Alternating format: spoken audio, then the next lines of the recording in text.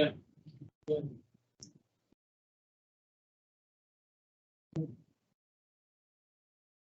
All right.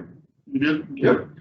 Well, get the meeting started at 3:10. Council Trask run late, but we'll show him present. Go ahead and have a roll call, please. Mayor Greg Muller, Present. Councilor Diane Gerson, Present. Councilor Lisa Gorley, Present. Councilor Susan Coleman, present, Councilor David Trask, Councilor Angelita Sanchez, here, Councilor Dylan Richards. Present. Let the record show we have all 7 present, 1 is absent, David Council Trask. At this time, I'll turn it over to our city manager. The meeting started. Well, thank you all for making time to be here. This is probably the most important thing we do all year, honestly. And I think those that have been a part of this in the past will agree with me. This is an opportunity where we come together, or you come together.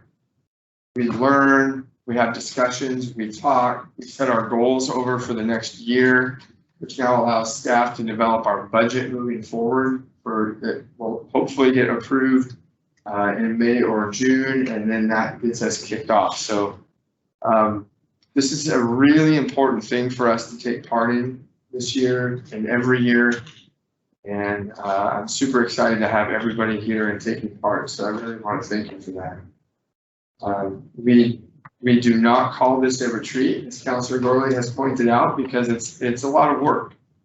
I'm going to challenge you today, a little bit later. I'm going to challenge you tomorrow, and I'm going to challenge you on Sunday. This is probably the one time where I get to tell you what to do all weekend. Councilor Coleman's laughing at me. Other than that, you'll find my job is to do what 4 of you tell me to do. And that's what we do as a staff. But this weekend, I kind of get to boss you around.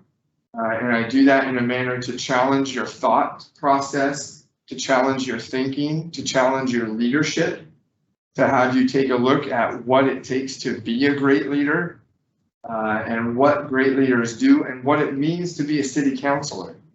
And we'll learn about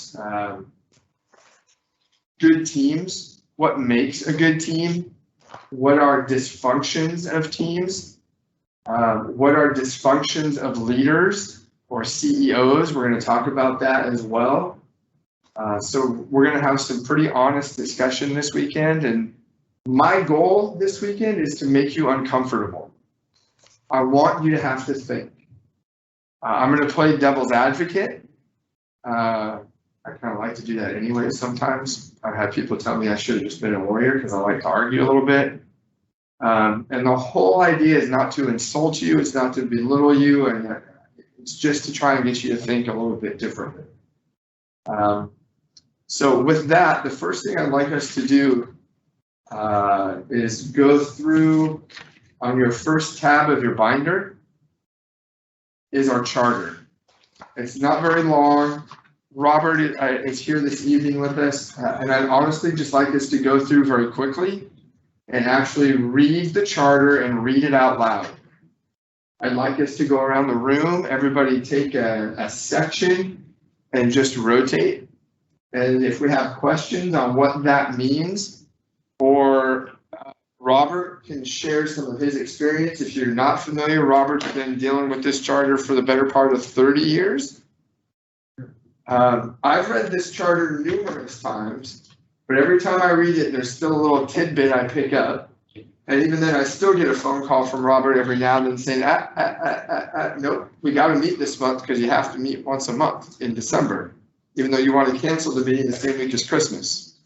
So if you're not going to have a quorum because everybody's got kids in school activities that Tuesday night that you would normally meet on the second Tuesday, you got to find another day to meet.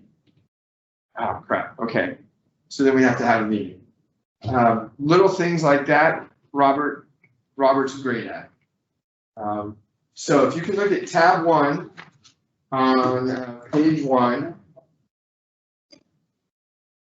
And if we could just start with chapter 1. Hey, Ray, could I interrupt for just a second? I want to read something here that I read. I know you don't think I'm reading them. Sure. It's just the guy, this John O'Leary. Uh-huh. He says it's really good if you just keep the, what does he say it here? It says, yeah, to try to keep the head honcho out of your meetings. That's what it says. I'm saying that, maybe that we should go by that. It says right here, yeah, it may arrive at X instead of anything. So, Hey, if you want to be part of the peanut gallery, you should be on time. hey, I assume you wouldn't miss me anyway. Go ahead, I'll just. All right. So actually what I'm going to do is I'm going to ask Robert if you wouldn't mind just probably reading. Why don't you just do chapter 1 since it's pretty short, and then maybe if you want to give a little summary on it. Well, chapter 1 starts out with the section 1, name and boundary. The city of Sweet Home, Lynn County, Oregon shall, upon taking effect of this charter, continue to be a municipal corporation under the name of the city of Sweet Home. The city includes all territory within its boundaries as they now exist or are legally modified. The city will maintain as a public record an accurate and correct description of the boundary. Section 2, powers of the city. Subject only to limitations provided in this chapter, the city shall have the rights, powers, privileges, and immunities now or hereafter granted either expressly or impliedly to municipalities by the Constitution, statutes, and common law of the state, fully as those each of such rights, powers, privileges, and immunities are specifically stated in this charter. Enumeration of or reference to particular rights, powers, privileges, and immunities in this chapter shall not be construed to be exclusive.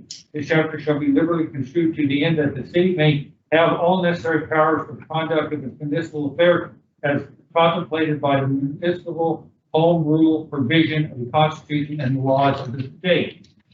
Basically, the first section puts out our name and the boundaries. The thing we have to say about that is in the old one that we changed, I think in 2014, we actually had I think we had a longer description in there than this right here. So we reduced it in 2014. We went through the charter and the one thing you've got to remember about the charter that we always say is that makes it different than any other document. Council cannot change the charter. The charter can only be changed by public vote. So that's what the whole thing about it is in here is that if you want to change in the charter, that's totally different than your statutes or your ordinances or your resolution, but the charter itself, these few pages, is that you've got to go to the public and have them vote on it and pass it in an election. So that's why it's a big deal to change your charter, is the fact is that you've got to go out and convince people that it needs change. Anyway, we reduced that section to what you see there, just the name and then a description that we have there. I remember it used to be about this long instead of like it is now. Powers of the city basically just tell you that we are a home rule municipality, which means basically that unless we're preempted by state statute or state constitution or law of the state, we have the power as a city to pass our own ordinances and basically rule ourselves as long as we aren't in conflict with the state statute and the state constitution in general. And so that's what they mean by home rule powers here, is because that's what they're restating. It's in state law, and that tells you if you read the Constitution and some other statutes in there, they'll refer to home rule. And if you ever see the arguments that we've had in the past on preemption, about meaning that the state's already decided that issue, so we don't get to redecide it, they'll always talk about, is it home rule powers or is it preempted? And that's usually what the argument's about. And if it isn't preempted, then basically from this in our charter, we get to that in state law and state constitution, we get to rule ourselves by our own law. It only goes so far, but that's what that's why it's there. So that basically explains those unless anybody has any questions on the first chapter. So if you look in your book and you flip over to the second tab, you'll see the League of Oregon Cities is a great resource for all of us actually on a lot of different subjects. They've got several different publications that can be very useful. We've picked several pieces of various publications out for you that are throughout this. But you can see right there is the explanation of the home rule and the history of home rule. Does a really good job of explaining what home rule means, and actually Robert's explanation there was about as succinct as you're probably ever going to read. So I'll let you look at that so you have an idea of what home rule is. We won't actually read that, but we will refer to it certainly. Jeff, do you want to read chapter 2? I would love to. Form of government? Chapter 2, Section 3, Council and Mayor, except as otherwise provided in this chapter, all powers of the city shall be vested in a council of 7 members nominated and elected from the city at large. At each biennial general election, 4 councilors shall be elected. The 3 receiving the highest number of votes shall each hold office for 4 years, and the 1 receiving the number of votes next to the 3 highest shall hold office for 2 years. Tie votes shall be determined by lot. At its first meeting of the new term, after each biennial general election, the council shall elect from its membership a chairperson who shall be mayor for a term of 2 years. The mayor and councilors in office at the time of adoption of this charter shall continue in office until the expiration of their respective terms, with powers and duties as provided in this chapter. Section 4, city attorney, manager, and municipal judge. The council shall appoint and keep in office a city attorney, city manager who shall serve as the city recorder, and a municipal judge who shall hold office subject to the discretion of the council and may be removed by the council with or without cause. Section 5, the other city officers and employees. This city manager shall appoint a treasurer, a chief of police, and such other officers and employees of the city as the council deems necessary, and may remove any of them at any time with or without cause. The council may, by resolution, require an officer to fill and perform the duties of 2 or more offices. Section 6, salaries. The council shall fix the compensation of all city officers and employees. Section 7, bonds of officers, employees, and contractors.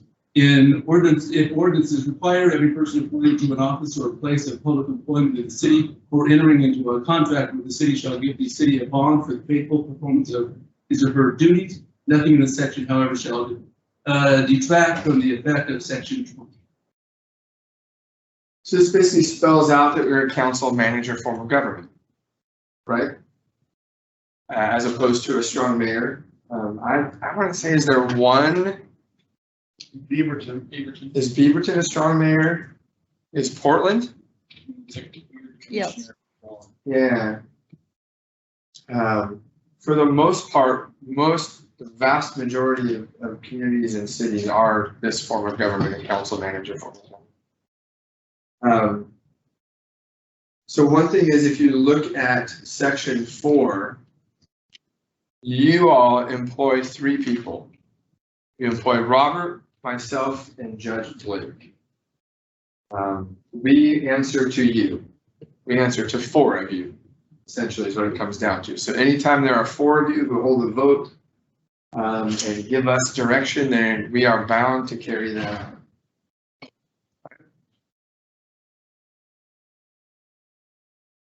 Any questions on any of that?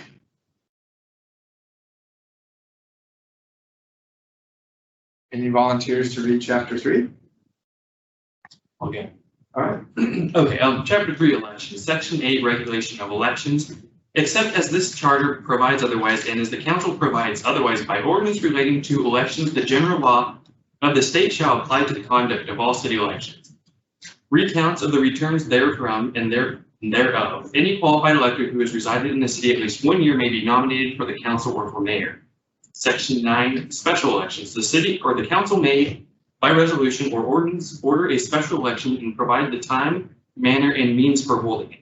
At least 10 days notice shall be given of each special election. Section 10, commencement of terms of office. The term of office of each person elected to the office at a regular city election shall commence on the first Monday of January following the election. In the case of an election to fill an existing vacancy in office, the person elected shall enter upon his or her office immediately.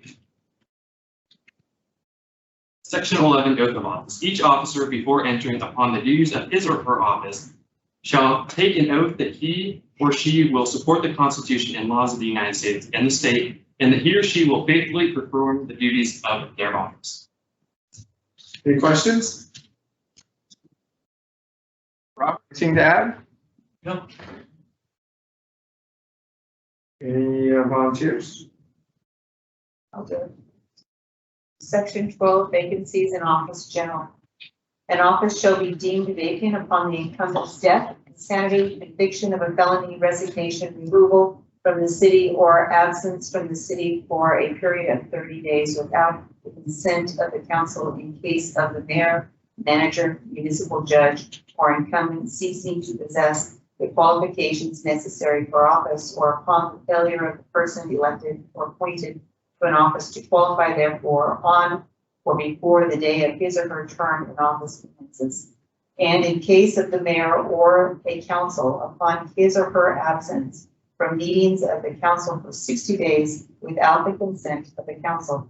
Section 13, manner in which vacancies shall be filled. Vacancies in office filled by election or by appointment by the council shall be filled by appointment by the council at any regular or special meeting. And the person so appointed shall serve the full unexpired term and until his or her successor is chosen and qualified. Vacancies in offices filled by appointment by the manager shall be filled by appointment by the, that's weird. Appointment by the manager shall be filled by appointment by the manager. An officer appointed to fill a vacancy shall within 24 hours after his or her appointment qualify for office, and unless she does so, the office shall be considered vacant. During the temporary absence of any officer from the city for any cause, his or her office may be filled temporarily in a manner provided for filling vacancies in office. So essentially, a counselor, for whatever reason, moves, passes away. A counselor is replaced by the council to fulfill the unexpended term. If it's me, you guys replace me. If it's a city staff member, then I replace the city staff member. Anything else, Robert? Just that we're looking at the charter committee is looking at those sections on verbiage and that sort of thing. Okay. Chapter 5, anybody? Chapter 5, the council. Section 14, council meetings. Council shall provide for the time and place of its regular meetings and adopt rules and regulations for the government of its members and proceedings. It shall hold at least one regular meeting each month. Special meetings of the council may be called by the mayor, either upon his or her own motion or upon request of at least 3 members of the council, and held at any time on verbal or written notice to all members of the council then in the city. Special meetings of the council may be also held by the common consent of all members of the council. Section 15, quorum. The majority of the council members is quorum to conduct business, but a smaller number may meet and adjourn from time to time to compel the attendance of the absent members in manner provided by ordinance.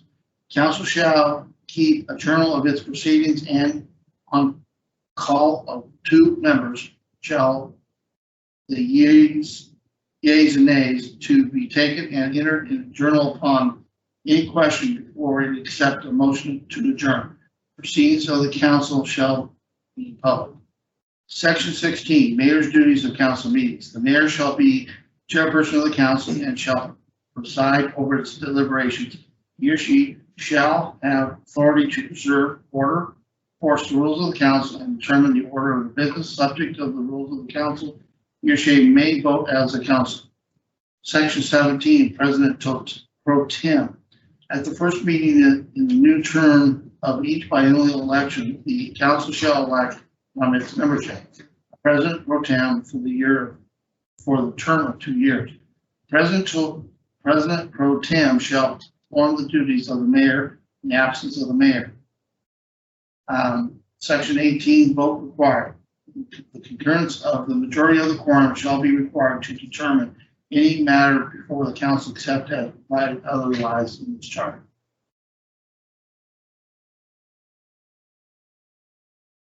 So the big thing you take out of there is it allows you to adopt rules to govern yourself and how you're going to act and how you're going to carry out your business. Spells out their quorum, spells out exactly what the mayor's duties are during council meetings. It spells out who will sit in for the mayor when they're not able to. Anything to add, Robert? Just that basically we'll be talking about the rules later, I guess, and this is where it comes from, and that we're setting out our rules and regulations. And basically, that is a document that we came up with in 2018, so it's pretty recent. Yeah. Any questions? Anybody? Chapter 6, any volunteers? Do you really want to read all these 3 pages? Unless you don't want to. Well, here, I will put in my 2 cents because of the fact is that in the charter that we're talking about right now, which we may put the voters or we may not, but one of the things is it was brought up this last time is that where you see the manager and it lists all of these things. There was talk about taking all of these out and just making it putting it in an ordinance or in a resolution type of situation, rather than having it take up 2 pages in your charter. It was described as more of a description of a job description rather than something that needs to be in the charter. Right. So it may shrink up if in fact it goes to the people. Maybe one of the things is changed. So if you do that, then those duties can be changed. And are these kind of hard and fast things that shouldn't be changed? That's one of the things. I mean, you know, like I said, if it's in the charter, it's not going to be changed. But if you read down these things, they're pretty general. Pretty general. I mean, they cover a lot of area. Each one of them covers a lot of area. But you're correct. If you take it out of the charter, it can be easier changed. Added to and subtracted from. But you know, down at the bottom, basically, one of the bottom ones says, and everything else the council tells requesting to do. So I mean, they're pretty open-ended also. Besides being fairly specific in a lot of those other things, it also has a catch-all clause. Chapter 6, powers and duties of the city officers. Section 19, mayor. Mayor shall appoint the various committees provided for under the rules of the council or otherwise, and shall fill all vacancies in committees of the council from that body. He or she shall sign all ordinances passed by the council within 3 days after their passage. He or she shall sign all instruments and writings authorized by this charter, the laws of the state or council.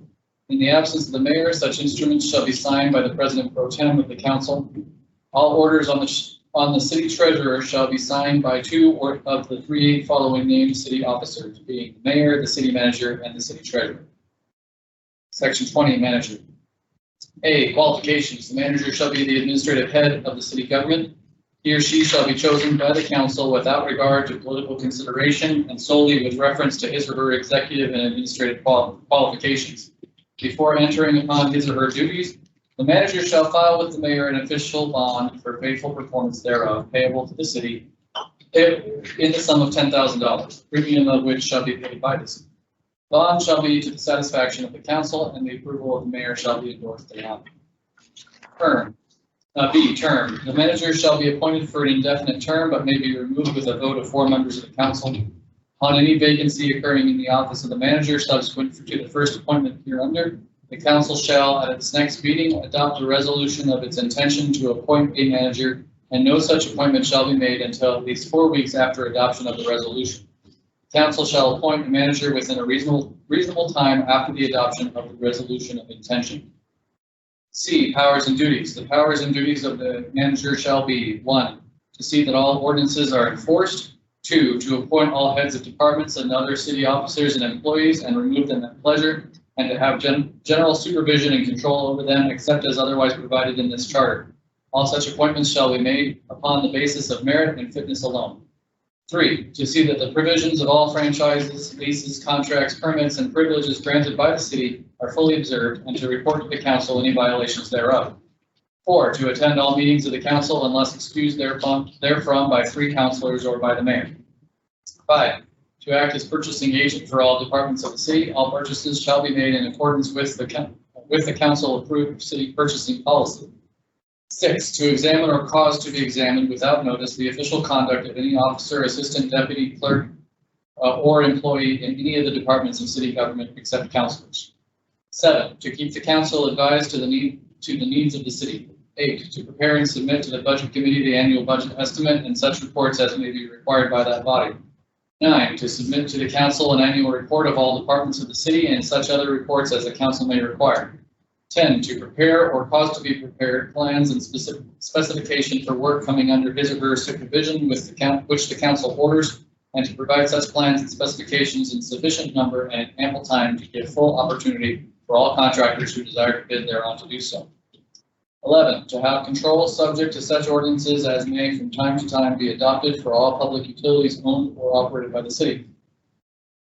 12, to have general supervision over all city property and its use by the public or city employees. 13, to appoint such advisory boards as he or she may deem desirable to advise on, assist him or her in his or her work, but the members of such boards will receive no compensation as such board members. 14, to perform such other duties as may be required by this charter or as the council may require of him or her. 15, from time to time, in order to facilitate the prompt, economical, and efficient dispatch of city business, organize the work of the departments under his or her control, to assign assistants, deputies, and employees from any office or department of the city government to perform work or service in connection with any other office or department thereof, or to work in more than one said offices or departments thereof, provided that no such change shall affect the powers or duties of any elected officer to the city. 16, to serve as the city recorder and such to be clerk of the council, keep an accurate record of its proceedings in a book provided for that purpose, and countersign all instruments and writings by this charter or by the laws of the state and the city. D, seats at council meetings. The manager and such other officers of the city as may be designated by vote of the council shall be entitled to seats with the council, but shall have no vote therein. The manager shall have the right to take part in the discussion of all matters coming before the council. E, manager pro tem. During the absence of the manager from the city during his or her temporary disability to act as manager, or during the interim when the council is seeking a manager, council shall appoint a manager pro tem who shall possess the powers and duties and discharge the duties of the manager during such absence or disability only. Provided, however, that a manager pro tem shall have no authority to appoint or remove any city officer or employee except with the approval of 5 members of the council. No manager pro tem shall hold his or her position for more than 6 months. No appointment of the manager pro tem shall be consecutively renewed. In case of the absence of the manager or the manager pro tem from council meetings, the council shall appoint a clerk of the council pro tem. F, interference in administration. No member of the council shall in any manner, directly or indirectly, by suggestion or otherwise, attempt to influence or coerce the manager in the making of any appointment or removal, or the purchase of supplies, or attempt to exact any promise relative to any appointment from any candidate for manager, or discuss directly or indirectly with any such candidate the matter of appointments to any city office or employment. Any violation of the foregoing provisions of this section shall work a forfeiture of office of the offending member of council, may be removed therefrom by the council or by any court of competent jurisdiction, provided, however, that nothing herein contained shall be construed as prohibiting the council while in open session discussing with or suggesting to the manager fully and freely anything pertaining to city affairs and for the best interest of the city. Neither the manager nor any person in the employ of the city shall take any part in securing or shall contribute any money toward nomination or election of any candidate for the municipal office. G, ineligible persons. No person related to the manager by consanguinity or affinity within the third degree shall hold any appointed office or employment of the city. Section 21, municipal judge. The municipal judge shall be the judicial officer of the city. He or she shall hold within the city a court known as the municipal court for the city of Sweet Home, Lynn County, Oregon. The court shall be open for the transaction of the judicial business at times specified by the council. All areas within the city shall be within the territorial jurisdiction of the court.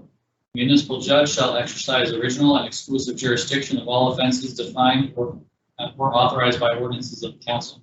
He or she shall have authority to issue process for the arrest of any person accused of an offense against the ordinance of the city, commit any such person to jail or admit him or her to bail pending trial, to issue subpoenas, to compel witnesses to appear and testify in court on the trail of any cause before him or her, compel obedience to such subpoenas, to issue any process necessary to carry into effect the judgments of the court, and to punish witnesses and others for contempt of court.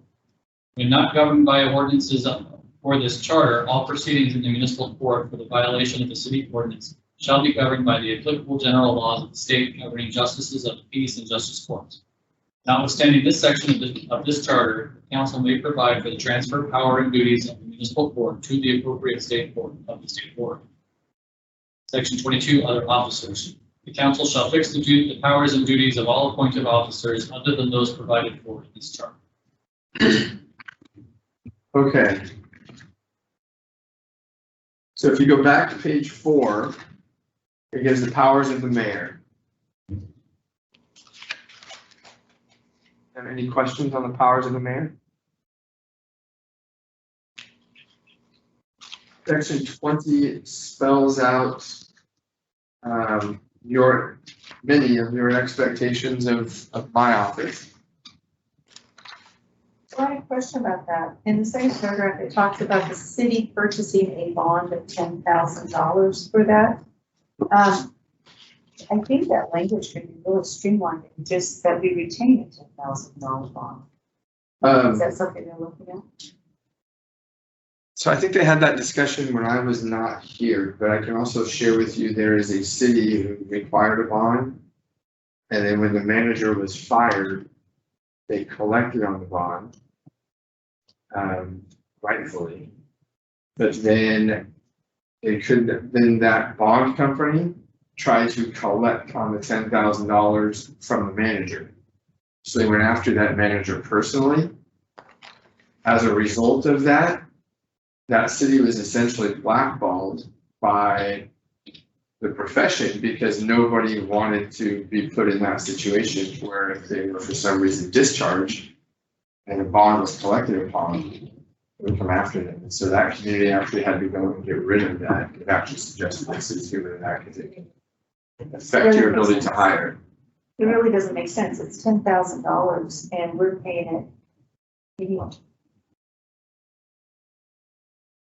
As I recall, when I got mine, there's like a background check and it's specific to the manager. So I'm not sure how that would work. And I think that we talked about this basically being more about him and what his duties are. And it may not necessarily need to be here. It could be in the or did you say it was going to be in? Yeah, because we can, it's easier for us to change something if we choose to rather than going back to the vote in the city to get rid of, or not get rid of the two. So we could actually change something a lot easier in this part if we chose to. And if we wanted to change something and we're still in the charter, then it's kind of hard to do. And to be honest with you, we don't know that we're going to change anything. But I'm thinking we found some things that need to be addressed in these meetings. And so for me, it's like, this to me is kind of, I think personally, we could possibly move this out of here and get it more on the other side of it, so. So are city managers bonded like different fields of construction? Is that what? I think that's essentially how a good metaphor. I'd say this kind of goes way back. Isn't that correct, Robert? Yeah, I mean, Because 10,000 don't 10,000 even cover anything. yeah. I mean, it was put in there back in Abe Lincoln's days, I think, for, fraudulent actions, Right. on, city manager's part, but, with all the checks and balances that are within the city nowadays, the bond would be the least of his worry. He was doing something he wasn't supposed to be doing. I mean, Jeff would be knocking on the door. The checks and balances are there. At that point, I would be in Mexico, so Jeff would have to fly. He'd probably like him down there. I'll invite you. So we'd actually be better off taking out an insurance against our own employees. Which we may already have in place, I think actually. there is. Yeah. Generally, you have some kind of bond insurance in place.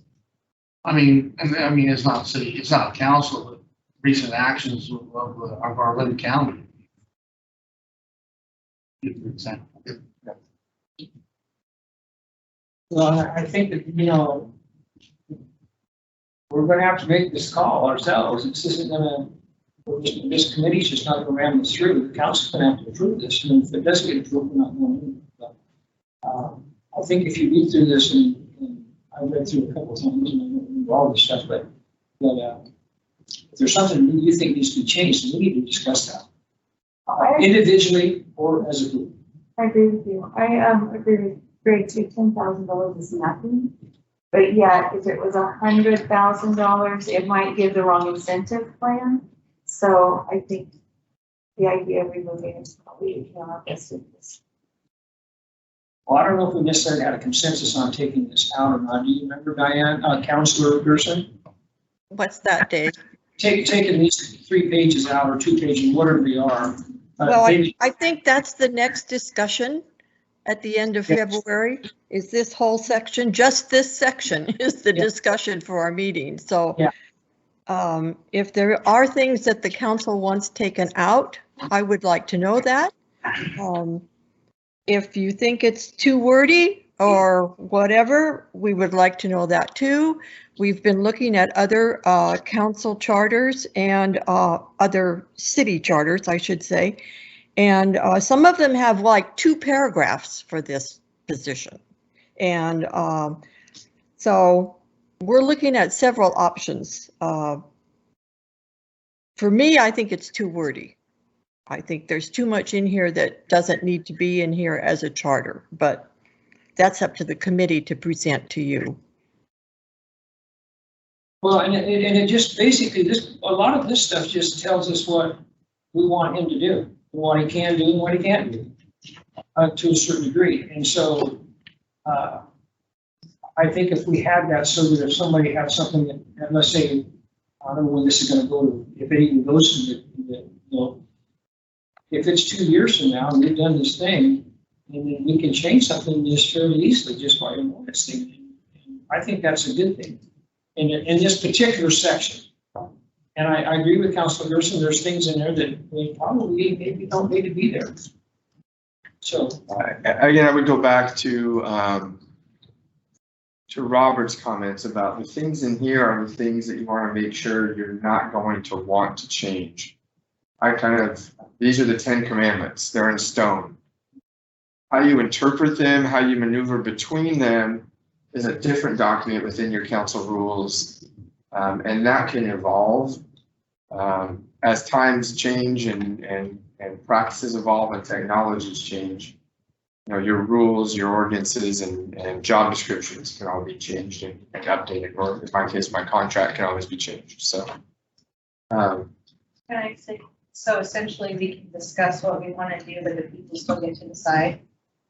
Yeah, so this is how your constituency holds you accountable for your job. And holds me accountable and holds Robert accountable. This is the guiding document for the processes that we follow and the systems that are all put in place. They all fall from this document. Even when we looked at other cities' charters, they'll use different language, but they'll all have the same components. For the most part, there'll be a few things here and there that are in and not in it, but these types of things that we've read so far, I'd say are pretty consistent in all of them. You can definitely find reference to all of them somewhere. So whatever's changed or revised or removed has to go to a public vote. Yeah, this has to be voted on and approved by the council. By the community. Okay. Yeah. And that's why, I mean, the council's feedback's very important. This shouldn't be taken lightly because it is quite the process that we undertake to open the charter back up. And that's why, most councils don't usually do this on a regular basis in the process.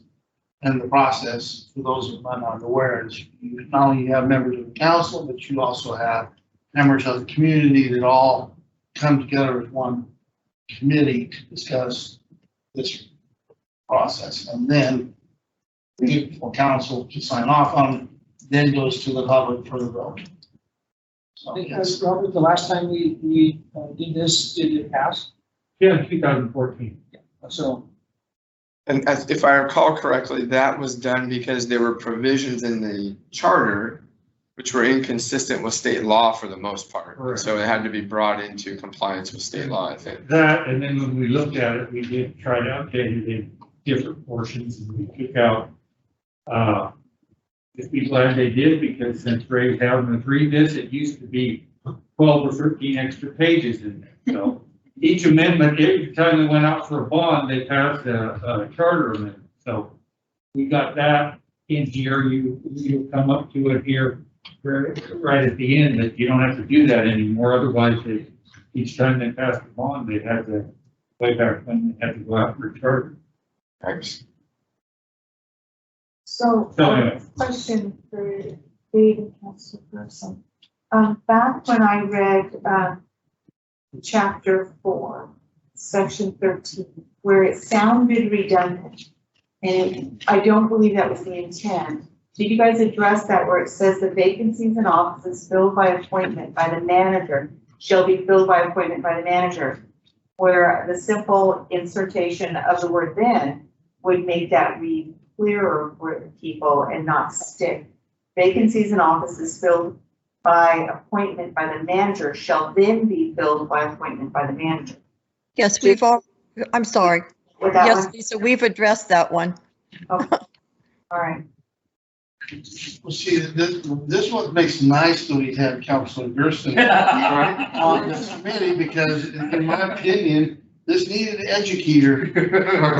yeah, if there's any spelling issues or anything, Modifications. take it here. Now that is a compliment, Counselor. Okay, that's a compliment. It's not. Former educator, and it's compliment. I took it as a compliment. Do you have that resolution in front of you so we can see what language you changed it to or what you did to address that?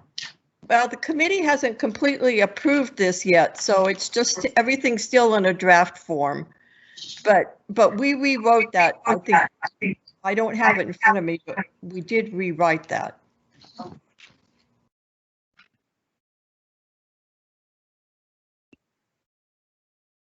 So I'm looking at time. So we are, according to our own rules, supposed to review our rules every other year, and I wanted to make sure we were able to do that. Preferably at least read through it today.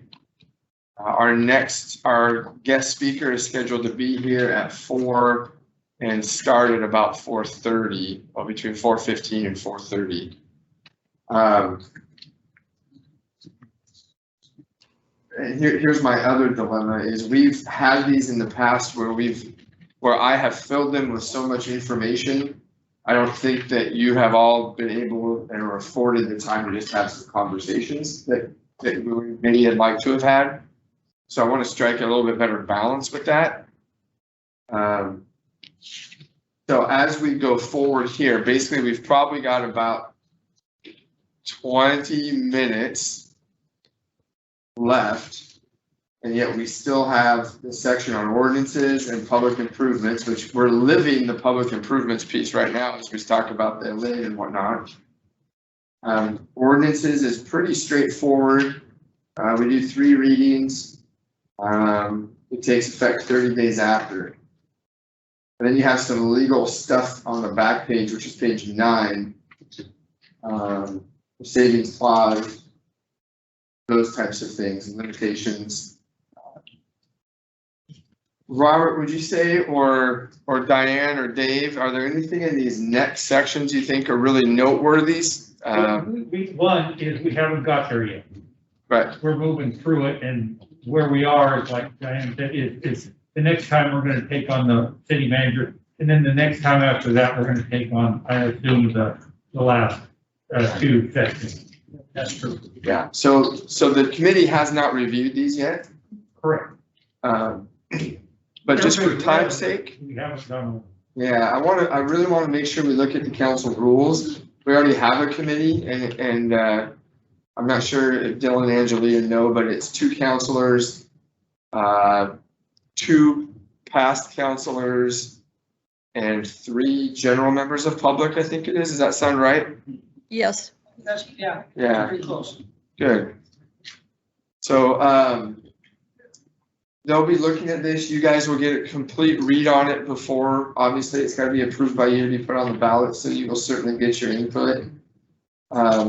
Tim McQuarrie and Dave Hawley are the 2 past counselors. Both of them are also past mayors. So they're very, matter of fact, I think they were both involved in the rewrite last time. Yeah. So they're both very up to date and have lived through the confines of this so far, so. And just a point, it's very nice to have the history. from this Absolutely. gentleman, Yeah. Because they were the ones that screwed this up to begin with. So, excuse me, Ray, if I may. Sure. When we look at the rules, if you look at the rules and compare them to the charter, you will see that there's a lot of duplication. And so what I think the charter committee is wondering is what can be covered by rules that doesn't necessarily need to be in the charter. So I think the 2 documents go together and they're somewhat redundant, just for your information. Yeah. And this is not gonna be in the May election, by the way. Maybe next year is in the May election. So the charter functions as our constitution and the rules function as our bylaws. So they simply clarify and give us direction to what is said in the charter. So I think it's natural for some things to appear redundant as long as they're clarifying more than what was given in the original document. Does that make sense? So I think that we need to be careful about streamlining it so much that you lose that direction that was originally in the Constitution and the bylaws. Sometimes it can just help paint a clearer story on one page versus flipping back and forth between documents. Absolutely. And yet it's the one that we can change and make clarification. And just to add on to what everybody has said, when the rules come up, we start, in the rules, we had a conversation about this before. It specifically says in there, after the verbiage, 2014 City of Sweet Home Charter section such and such. Because I wanted, one of my points was, I wanted the people reading this, if they read it and say, oh, I've got a better idea, I'd like to change that. And they're looking at the charter provision that we recopied in here, they need to think, oh, I can't change that.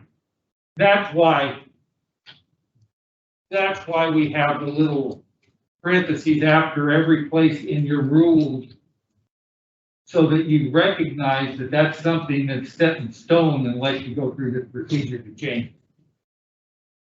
Anyway, for procedural matter. So we have 11 pages to cover in the rules and about 20 minutes to do it. Actually, less than that. We have about 15 minutes to do it. do we want to go through and just do some highlighting, just kind of talking about the main pieces? I think between Robert and I, and probably between many of you as well, we're fairly familiar with them, and we can kind of highlight and just answer questions. Probably get through it in about 10 minutes, because there's also goals and your vision, mission, and goals from last year that I wanted to hit with you real quick too before Wes starts. That sound all right? And maybe even a little bathroom break in there, if we need it. Well, I guess I'll just reiterate that the main point in looking at the rules for me is that you do recognize the one point in there that if it does say this comes from the charter, is that your brain goes, I can't change it. I might have a different way of looking at it, or we might want to do something else, but the words you're seeing there specifically come from the charter, so they're not up for change unless you go through the procedure to change the charter. Other than that, it's like you guys have said, it's an interpretation of your charter or some other document or whatever that you want to abide by in your rules. Yeah. So why don't we go through, I'll just kind of hit highlights. If people want to interject, ask questions, let's go ahead and, we're not in school, so just go ahead and interject yourself. Does that sound all right? Don't worry about raising your hand, just blurt it out. Rules of the council, essentially what this says is that yes, you can and you will implement rules and pass rules and adopt rules and how you function and operate. It also spells out the process for amending the rules. Talks about repealing the rules. Those are designed so that we can't come into a meeting and just say, I don't like that rule, I want to get rid of it today, okay. And then you have that quick workaround. You laugh, but it happens. Places do it. It's very poor governing, and it leads to problems. It leads to dysfunctional city councils. It leads to a lot of conflict when you don't abide by the rules or how to change them. Any questions on those? Okay, second part, meeting of the council, states when you meet, how you meet, work sessions, executive sessions. This is all in line with the requirements of the charter. The charter does have some specific language regarding how and when we meet. It also states that we'll follow current public meeting laws. It talks particularly about executive sessions.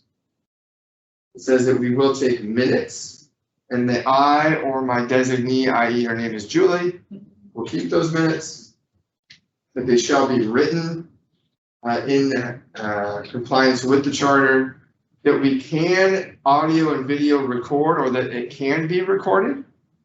And that we also list it in the last section C that it's from the designated press area. Why? Because there are meetings. Correct, Wes? There have been meetings where people have tried to set cameras in places that are not relevant or real great for holding a meeting. Like on Ray's desk. Yes. So Wes has been through that, actually. You want to maybe also mention some of the public meeting laws just briefly, amount of time you have, notice you have to give. Yeah.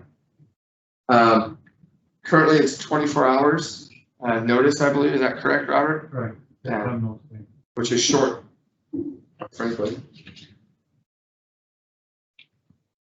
Section 4 says there will be an agenda. And again, this is where being the mayor is an advantage, in that the mayor has full authority over the agenda. Let me back up just for 1 second. If we have an emergency situation that we need to do, we can get that meeting done sooner. Is that not true? Correct. Right. If you gotta have an emergency. Yeah. Well, Yeah. Anything I do is emergency. I understand. That's why I said you gotta have an emergency. Attendance, you have volunteered for this position, and you have expectations as far as your attendance at meetings. We did go through and we spelled out the citizens' duties at city council meetings, agenda items and non-agenda items. We've talked about speaker's conduct. If you notice, there's a little placard that sits right at the speaker's table when it's in the middle, spells out this exact language for them. It also sits on the back table for when they sign in. And it also sits in front of the mayor to help remind him of expectations that he can hold people accountable to. Has anybody been in a meeting where people were not held accountable to it? Does anybody see what can happen when people are not held accountable to it? Yeah, some people throw shoes and stuff. Yeah, so people do what? They throw shoes and hats. Yes, right, yeah. It also spells out conduct of the audience, what's acceptable and what citizens can and cannot complain about and how those will be handled. The duties, you have expectations as a counselor, and again, these rules were essentially written and adopted by the council. So these are what you're holding yourself accountable to. There may or may not be instances in which your fellow counselors will hold you accountable to these rules. During a meeting particularly, that's generally at the discretion of the mayor. Moving to section 8, it talks about the mayor's jobs. It cites what his functions are from the charter. We then go on to say what his duties are at the city council meetings. It does the same with the pro tem. It also spells out our order of business. But if you notice, that listing under section 11 is the same as it ends up on your agenda. Just to add on to that, the public does not have the right to speak in a council meeting. So if somebody was not behaving and wanted to speak, you can just stop them right in their tracks. Absolutely. Don't have the right to speak. So just want to be sure people know that. Because we've had meetings where public has been out of hand and they were not allowed to speak because we shut it down. So just let you know. Yeah, so the thing to remember, and I'm gonna hound you about this, and I think Wes is gonna mention it as well in his presentation. Your work is not at the council meeting. The council meeting is a business meeting where you're there to make decisions. Period. That's what they're designed for. Public input, we have different ways of garnering public input, and of course, it's a good practice to take public input. And there are certain scenarios, especially around land use, where you're required to have public hearings and take public input. However, on non-agenda items particularly, that's strictly at the mayor's discretion if he's going to hear or listen to any of that input. And that's where it becomes important, again, that you understand when you come to a meeting, I don't want to say your mind is already made up, but the homework has been done. Does that make sense? I think there's an important thing to know that outside of my community, it's real easy to say, I'll just throw them out. But our job is to de-escalate the situation and trust the mayor that that's what's going to occur. Because we don't want to end up like, No. Well, no, but I guess I bring that up because there's been situations where you've had public that came into the council meeting only to personally attack a counselor. That was their only intent in this meeting.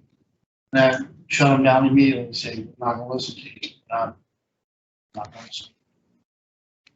listen. I bring that up because circumstance that has happened. I'd like to say one more thing about that. The mayor has talked to us many times about social media stuff. It can really, really get you in deep trouble. So you have to be really, really careful about what you say on social media, because it can and probably will come back to bite.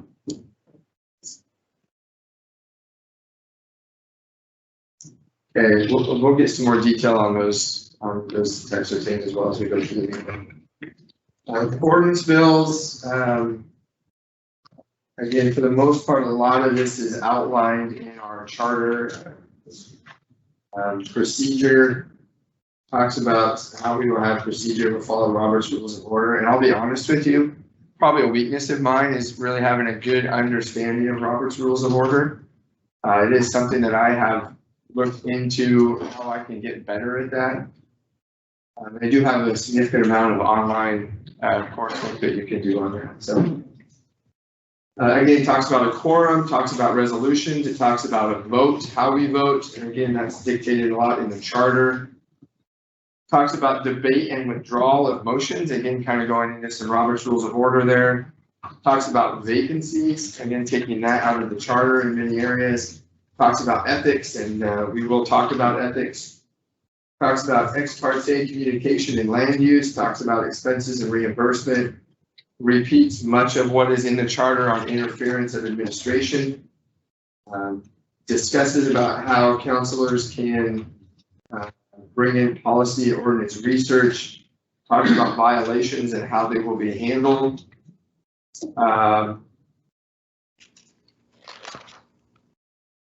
You have an inordinate amount of authority as a counselor, quite honestly.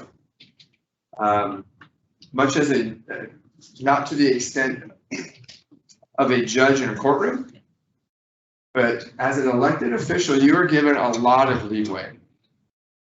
And the repercussions upon you, you're held accountable by these rules, by you yourselves as a team, as a group of individuals who should have the same focus of moving the community forward and bettering Sweet Home. And the only other recourse, apart from what you're seeing in here, is from the voters. That allows you the ability to be bold, but with that ability comes a lot of responsibility. It comes with a lot of expectations of how we should act and how we should function for the Mark community.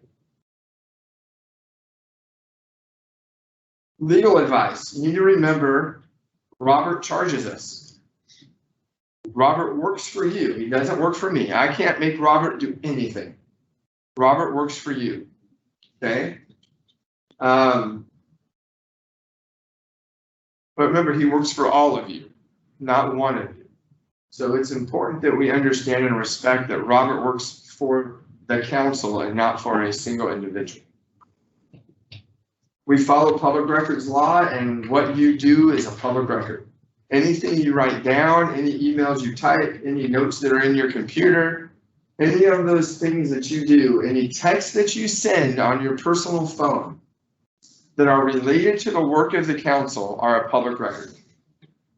Which means if you're sending text messages back and forth and there's a public records request that may ask for any and all text messages sent by a counselor regarding a specific topic, we will ask you to bring your phone. Robert, because he does have attorney-client privilege, will scroll through your text messages, reading them, looking for anything that you have sent regarding that city business.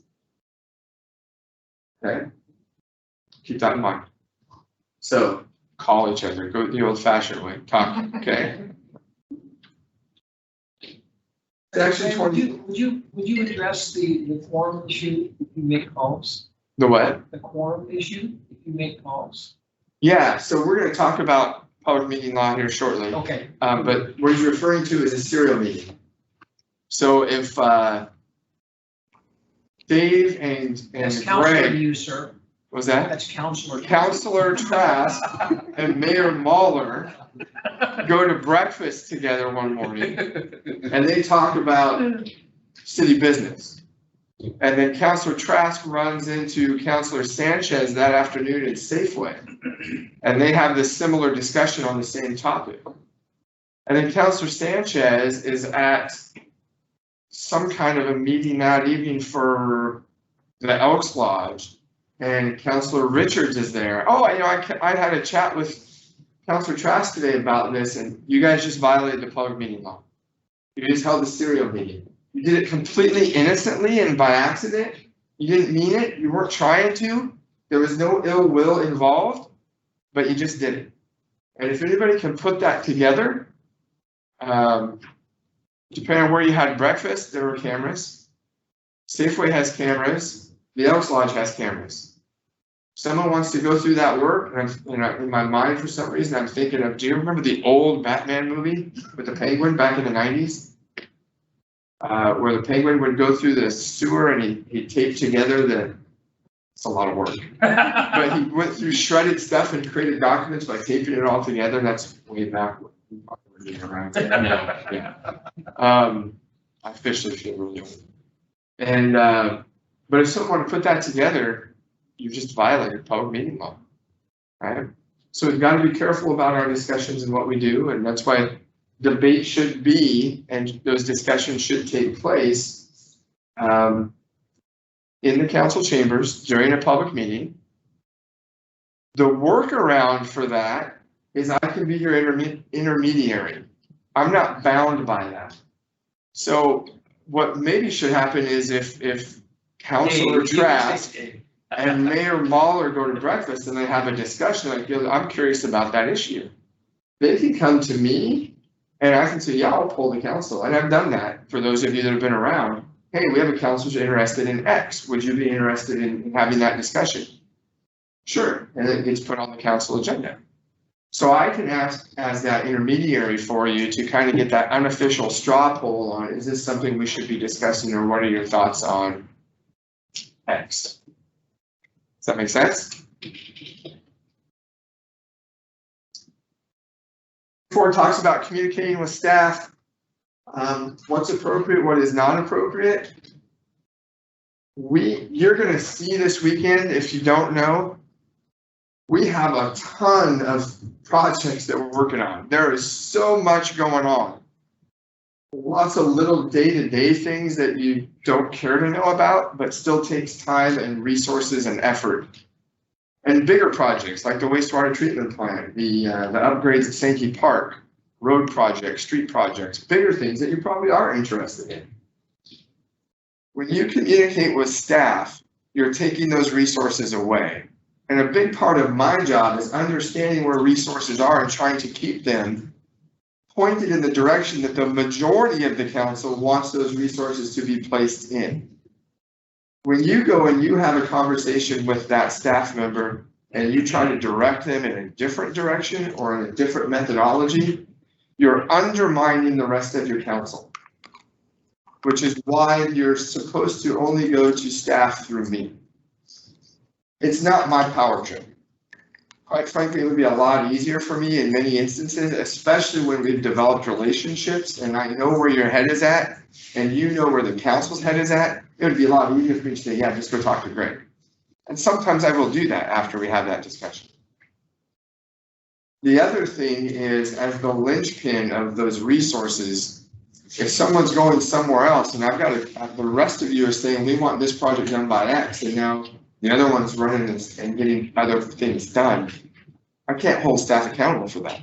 You put staff in a really awkward position when you start doing that, and it's not fair to them.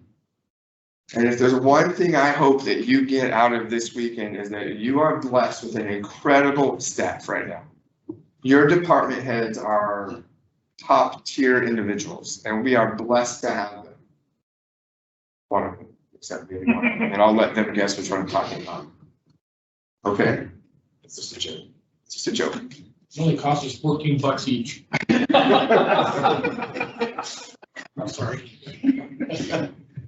I'm gonna put my feet up now that I think about it. So it's really important that if you want to have communications with the staff, that you let me in on it.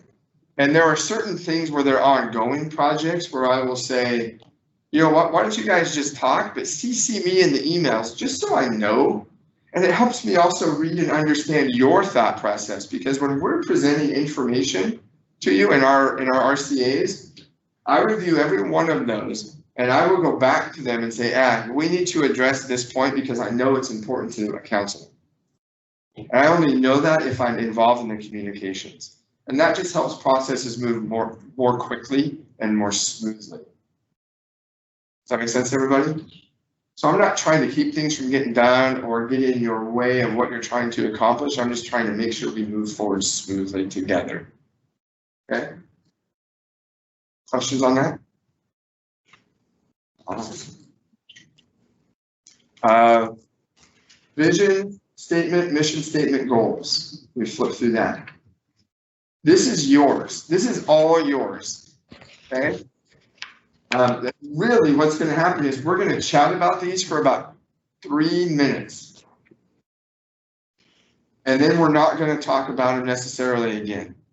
And the whole thing is I just want these fresh in your mind as we go through, and you're going to be inundated with information from each department, particularly tomorrow. And then on Sunday, all we're doing Sunday is looking at these and deciding what do we want to change, what do we want to tweak, what do we want to update, do we want to add, do we want to subtract. That's the only thing on our agenda Sunday, because we got to be time to go watch the Super Bowl, right? So we talked for a couple of you that may not have been there. Our vision statement is something that we're aspirational about, something that we want to be. It's our vision. That's why it's a vision statement. And it's vital that you as a council have the same vision. Because if you fall apart at the vision, everything else falls apart below. The mission talks about how the generalities of how we are going to get to that vision. How are we going to function as an organization? What do we value? Our mission statement is about those things that we value and how we conduct our business to attain our vision. The goals are where we break down what we need to do to become that vision.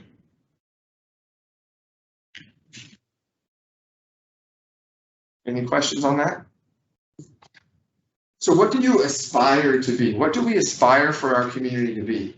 What we've said is, one, as a council, we've defined what we are. Entrusted to make decisions that do the most good for the most people for the longest period of time to enhance the quality of life of our community. You're going to hear that a lot. And there have been several times over the past 3 or 4 years where we have gone back to that on many occasions. We've been in the middle of a discussion and we get a little off track. And I can think of several occasions where Councilor Gerson has brought us back in about our job is to do the most good for the most people for the longest period of time.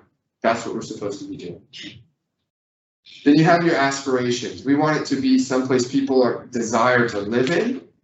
We want to be effective and efficient as a local government.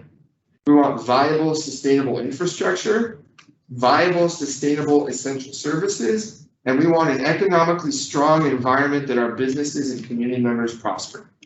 We want to provide that in the things that we do. The mission puts a lot of that together, and it also adds some things about we're going to be responsive to the community while planning and preparing for the future.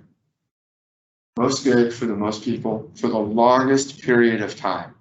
One thing when department heads, when we're talking and we're having our discussions, one point that I try to hit them on is we're not working for us, we're working for our successors. My goal is that whoever sits in this chair, whenever that may be, because it will happen, my window here will close, and I understand that, it's part of the business. But when my window closes here and I've done what I can do for you and it's time for someone else to take you to that next level, I don't want that person sitting in this chair going, what in the world was he doing? Why in the world was he doing that? So everything we do as departments is we want to make sure we're setting our successors up for success as much as possible. And you as the council got to think that along those lines as well. Because you may be here 2 years, you may be here 4 years, you may get a great job offer and have to move out of town tomorrow. But how can we set good policy? Because as a policy board, that's your job. That sets everybody up for success. So our goals have centered around infrastructure, and we've been tackling that hard for 4 years. And you're going to hear about that. You're going to hear about what we've done to be more efficient and more effective in government.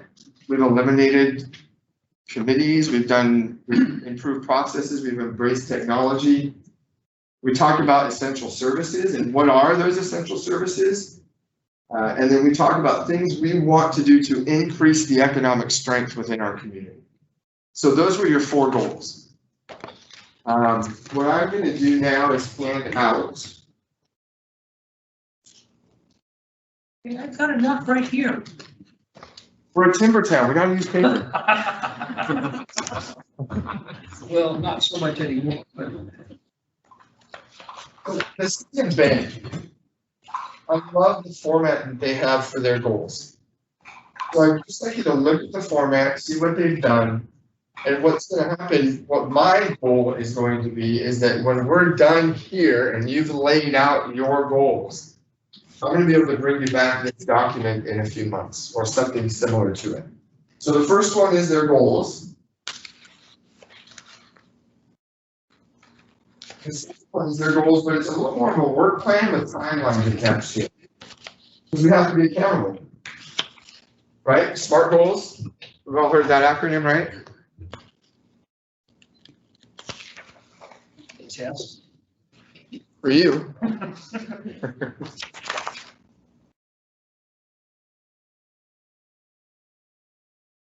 And you don't have to look at that right now. It's just for you to hang on to, because we're talking about goals. I wanted you to see those. I think we're short of these. Okay, I'll have to put some more. Okay. With that, I'm gonna give you a 5-minute break. And then when we come back, Wes Crago, some of you will remember him from 4 years ago. Wes is gonna chat with us again for a little bit. So thank you. That coming out of your pay? What? That coming out of your pay? No, it's from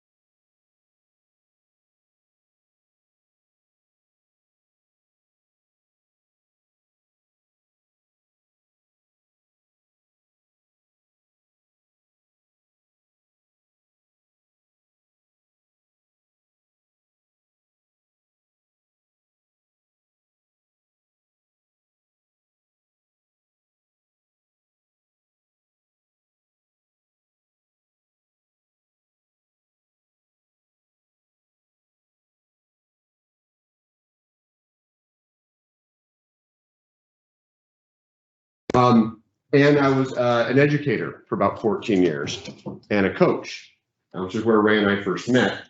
And I just this fall went into the private sector for the first time, and I'm deeply loving that and deeply loving not being on call 24 hours a day and not having Ray's job.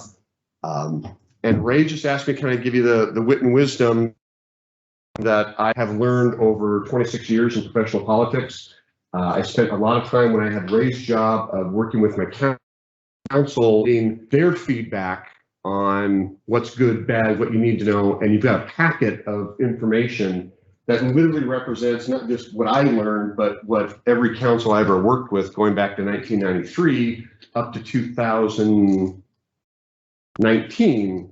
Every year I would have them write down lessons, what you learned. So I think you've got a nice concentrated dose, mostly of the small town in there. I will cover a few things. I'm going to have a hard time with this remote, I think. At the closet. Okay, here's Halloween. We told Ray that the staff dress up for Halloween every year. That's the story I'm going with anyway, right? But, Ray showed up as a chicken. I'm going to go through this presentation, but let me emphasize, I'm here for all of you. If you want to interrupt me, you want me to talk about something else, you want me to tell stories, I'm here for you. I've got a presentation. I think it's okay, but again, whatever you want, I'm here to do your stuff. So I'm going to go through this as the outline. My background, I've got a history degree and an administration degree, somewhat widely separated. I already went through my bio. My probably things I think I'm good at, or other people told me I'm good at, are crisis management, communications in general, and then sort of I became an expert in Washington State on forms of government. An expert in Washington means more than 80 miles from your hometown. At 80 miles, you get smart. So I'm here 425 miles from home. So I think I've done all the way from genius back to idiot. So, you know, take everything I say with a grain of salt. But my favorite topic to talk about outside of my wife and child, and maybe Formula One and baseball, would be city government. I love talking government. I love talking to government people, and I love small town government.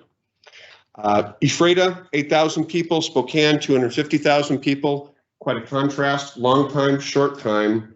Long time with mostly pretty easy pace. Spokane, my first day in the, well, within 2 weeks, we had COVID and then riots, massive council stuff. I'm, for want of a better term, a moderate conservative with libertarian tendencies, if you will. I love guns. I like being outside. I think myself as a normal, right-thinking American that doesn't get too huffy about one issue or another. Spokane, there was one council member I would say would be like me, kind of a moderate conservative. Everybody else was far left. Very different town, very different mindset. And actually the best times I had in Spokane were working with the council. Debating, compromising, all the stuff we're going to talk about today.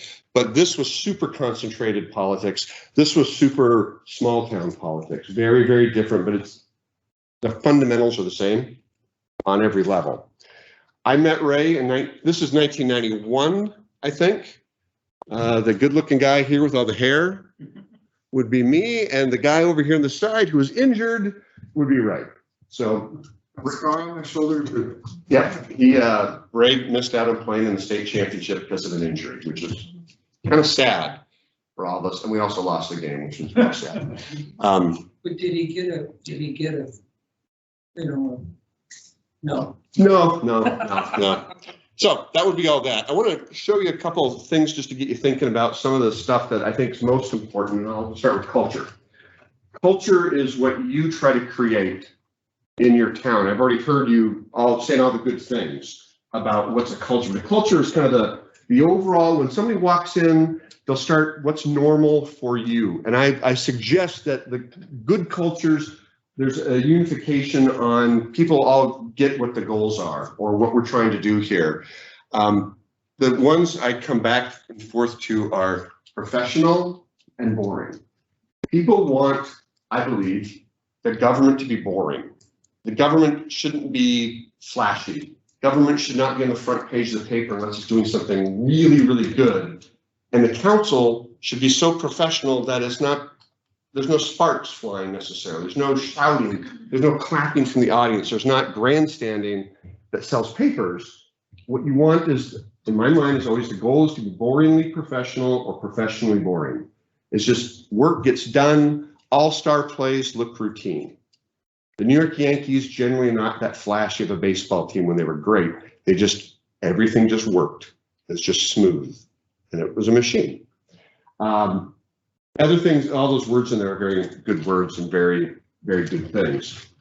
I don't know if you've ever seen the Oath of Athens that the equivalent of the city council took in Athens. It's a great little, it's in your packet. It's a good oath, but it talks about, this is the very fancy version of do the most good for the most people for the longest period of time.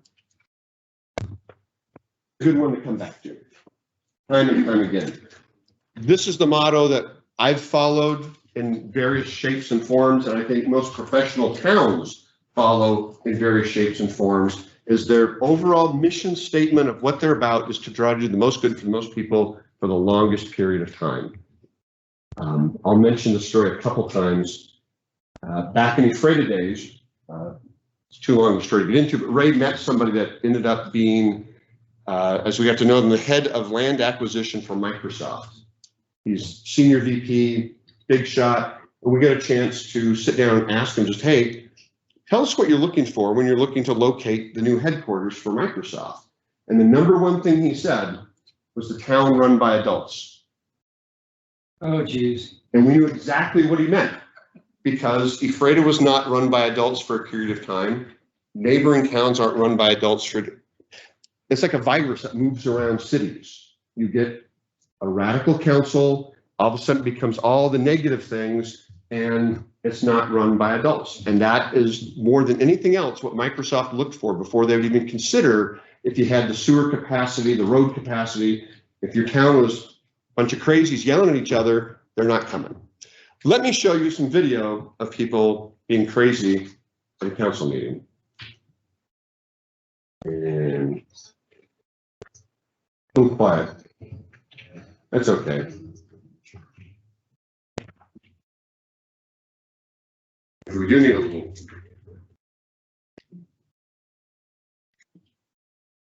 They're shouting each other over who did what. And she ends up, they're accusing each other of getting their personal finances involved in a light rail project.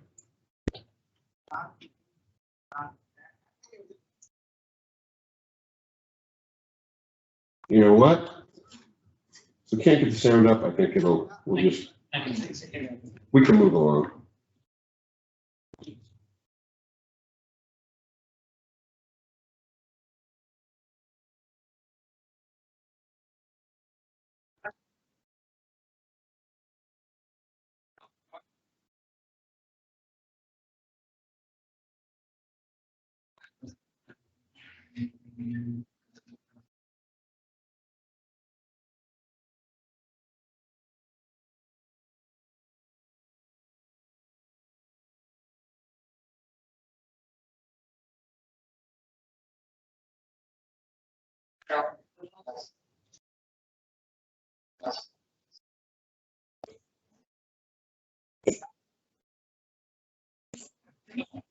Concussion. That's a great act. That is. You have to take 10 days off.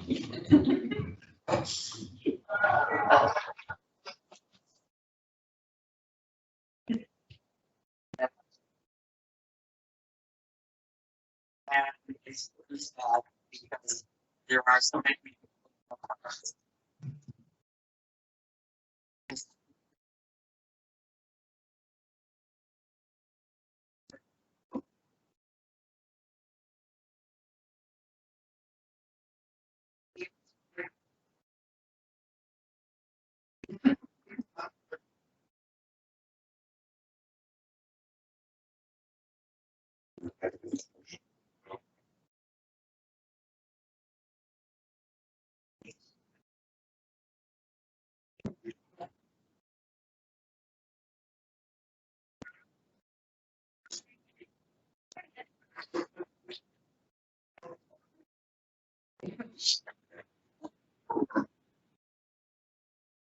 Probably the most famous of all.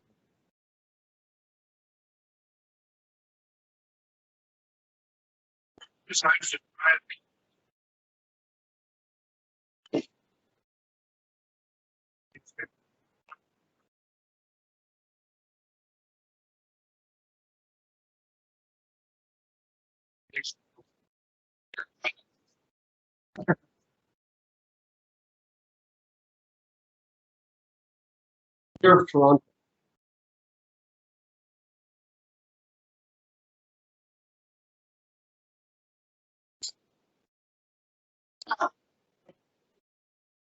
Mayor of Toronto's brother on the city council.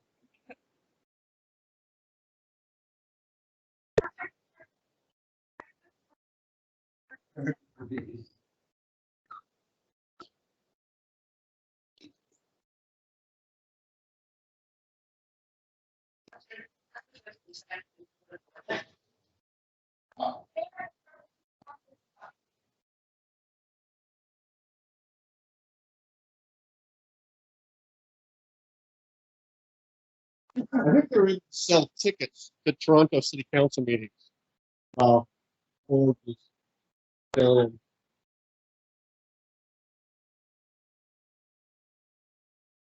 It's like a master class on disruptive grandstanding, and he loved it.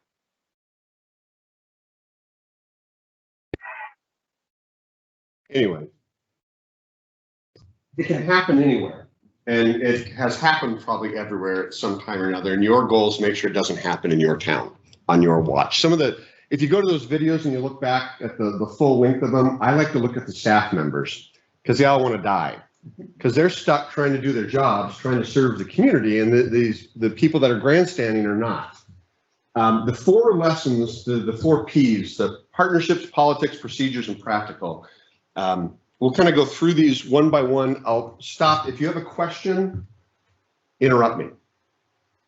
Ask the question. Don't let me just keep it. It's more important that I answer your question than you hear every jot and tittle of what I have to say. Let's start here with partnerships and where we kind of get going. And that people in your partnerships are what's most important about life. Lincoln went through many, many generals in the early part of the Civil War because he kept, they were bad.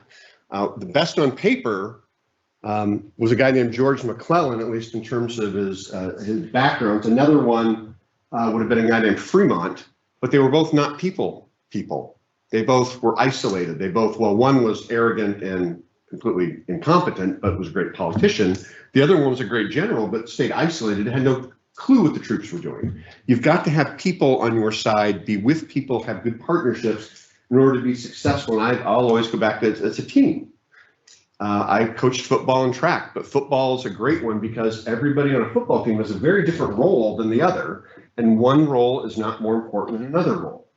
The mayor is kind of like the quarterback a little bit, or Ray's a little bit like the quarterback, and you're like the head coach. I mean, you can pick your metaphors, and I'll give you several of them to think about. But the quarterback's nothing if no one blocks for him. The long snapper has to do his job, the holder has to do his job, the kicker has to do. Everybody has to work together. Cities are just like that. So some quick things about that you want to think about is that you and Ray have to be in sync.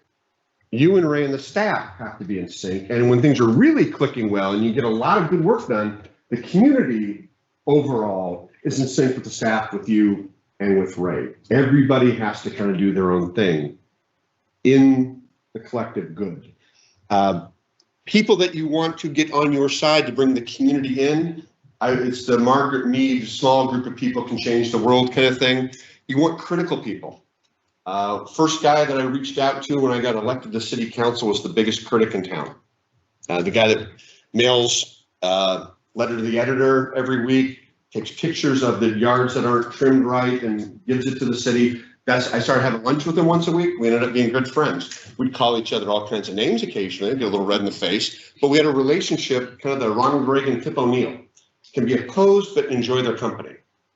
And if you know, Reagan and O'Neill would have drinks just about every night. Polar opposites politically, but as people, they enjoyed each other. That's a really great thing. You get those people on your side, you get the word in the community. When the big critic says, yeah, I think Ray's an idiot, but you know what? He's not wrong about the street project. Instant credibility for the city, and things start to get done. So think about that. And I don't know most of you at all, but where I see cities start to break down is the first place is the city council looks at the staff as their opponent. If you look at your staff as somehow you got to keep the thumb on them and you've got to make sure they're doing what they're doing, that's true. But if you don't see them as part of your team, the system breaks down and you will have the staff not supporting you, not vocally maybe.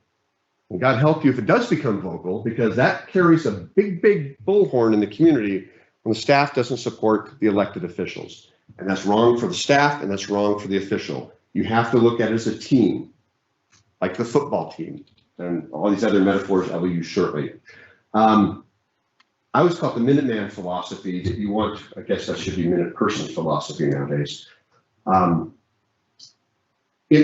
to respond quickly to things, nimbly and kind of at the grassroots level. It doesn't have to be a big policy, it doesn't have to be something that you all put together, but if you're ready to have people in the community to come join you, do things, speak on your behalf, it goes very well and very quickly. Good example, come back to that Tip O'Neill thing. I'll use a lot of Lincoln quotes tonight. I'll shill for this book too. I got this book when it first came out, Lincoln on Leadership, can't recommend it enough. If you're running a good organization, you'll read it and go, oh yeah, we're doing all that. If you're not, you'll go, this is what you need to be doing. Lincoln's cabinet hated each other passionately, but was one of the most effective cabinets of all time. But they did not like each other. They didn't like Lincoln.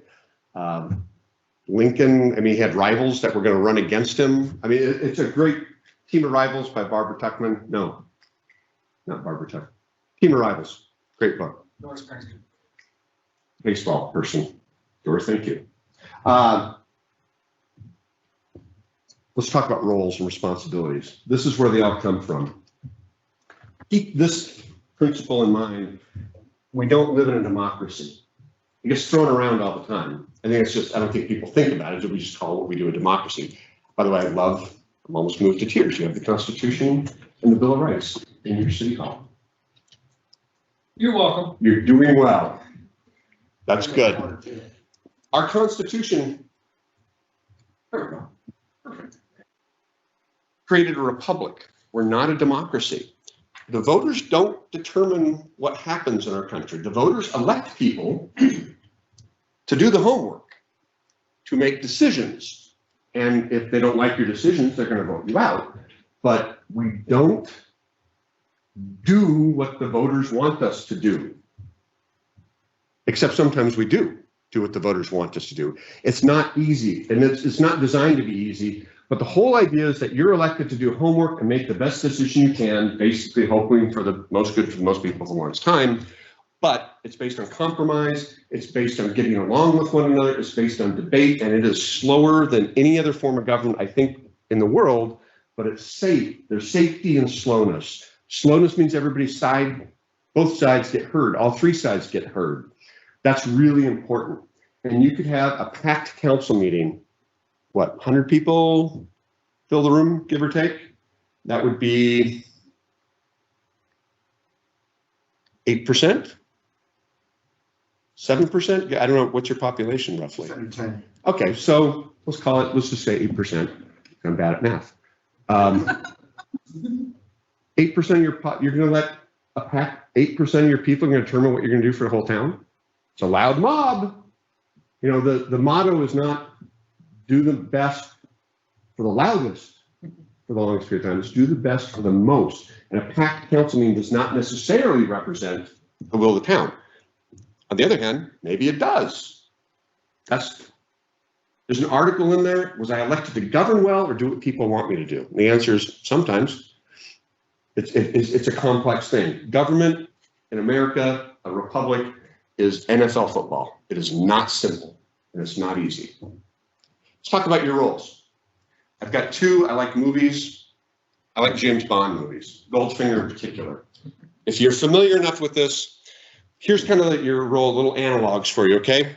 If you're an elected commissioner or council, Touched it. Touch screen. Just touch it again. wow, you guys have fancy stuff. Elected people, you're like the minister that gives the gold bar to M in Goldfinger. You're looking at that minister, he's looking at the overall focus of the British nation over years and years and years, and he has no clue and doesn't care, frankly, necessarily what James Bond's up to, other than it should serve the interest of the nation. That minister never goes out in the field with Bond. He's never knocking off a bad guy. He's never having a martini afterwards. He is the owner of the business. He is in charge of lots. Bond's boss is M. He gives Bond the assignments. That's Ray.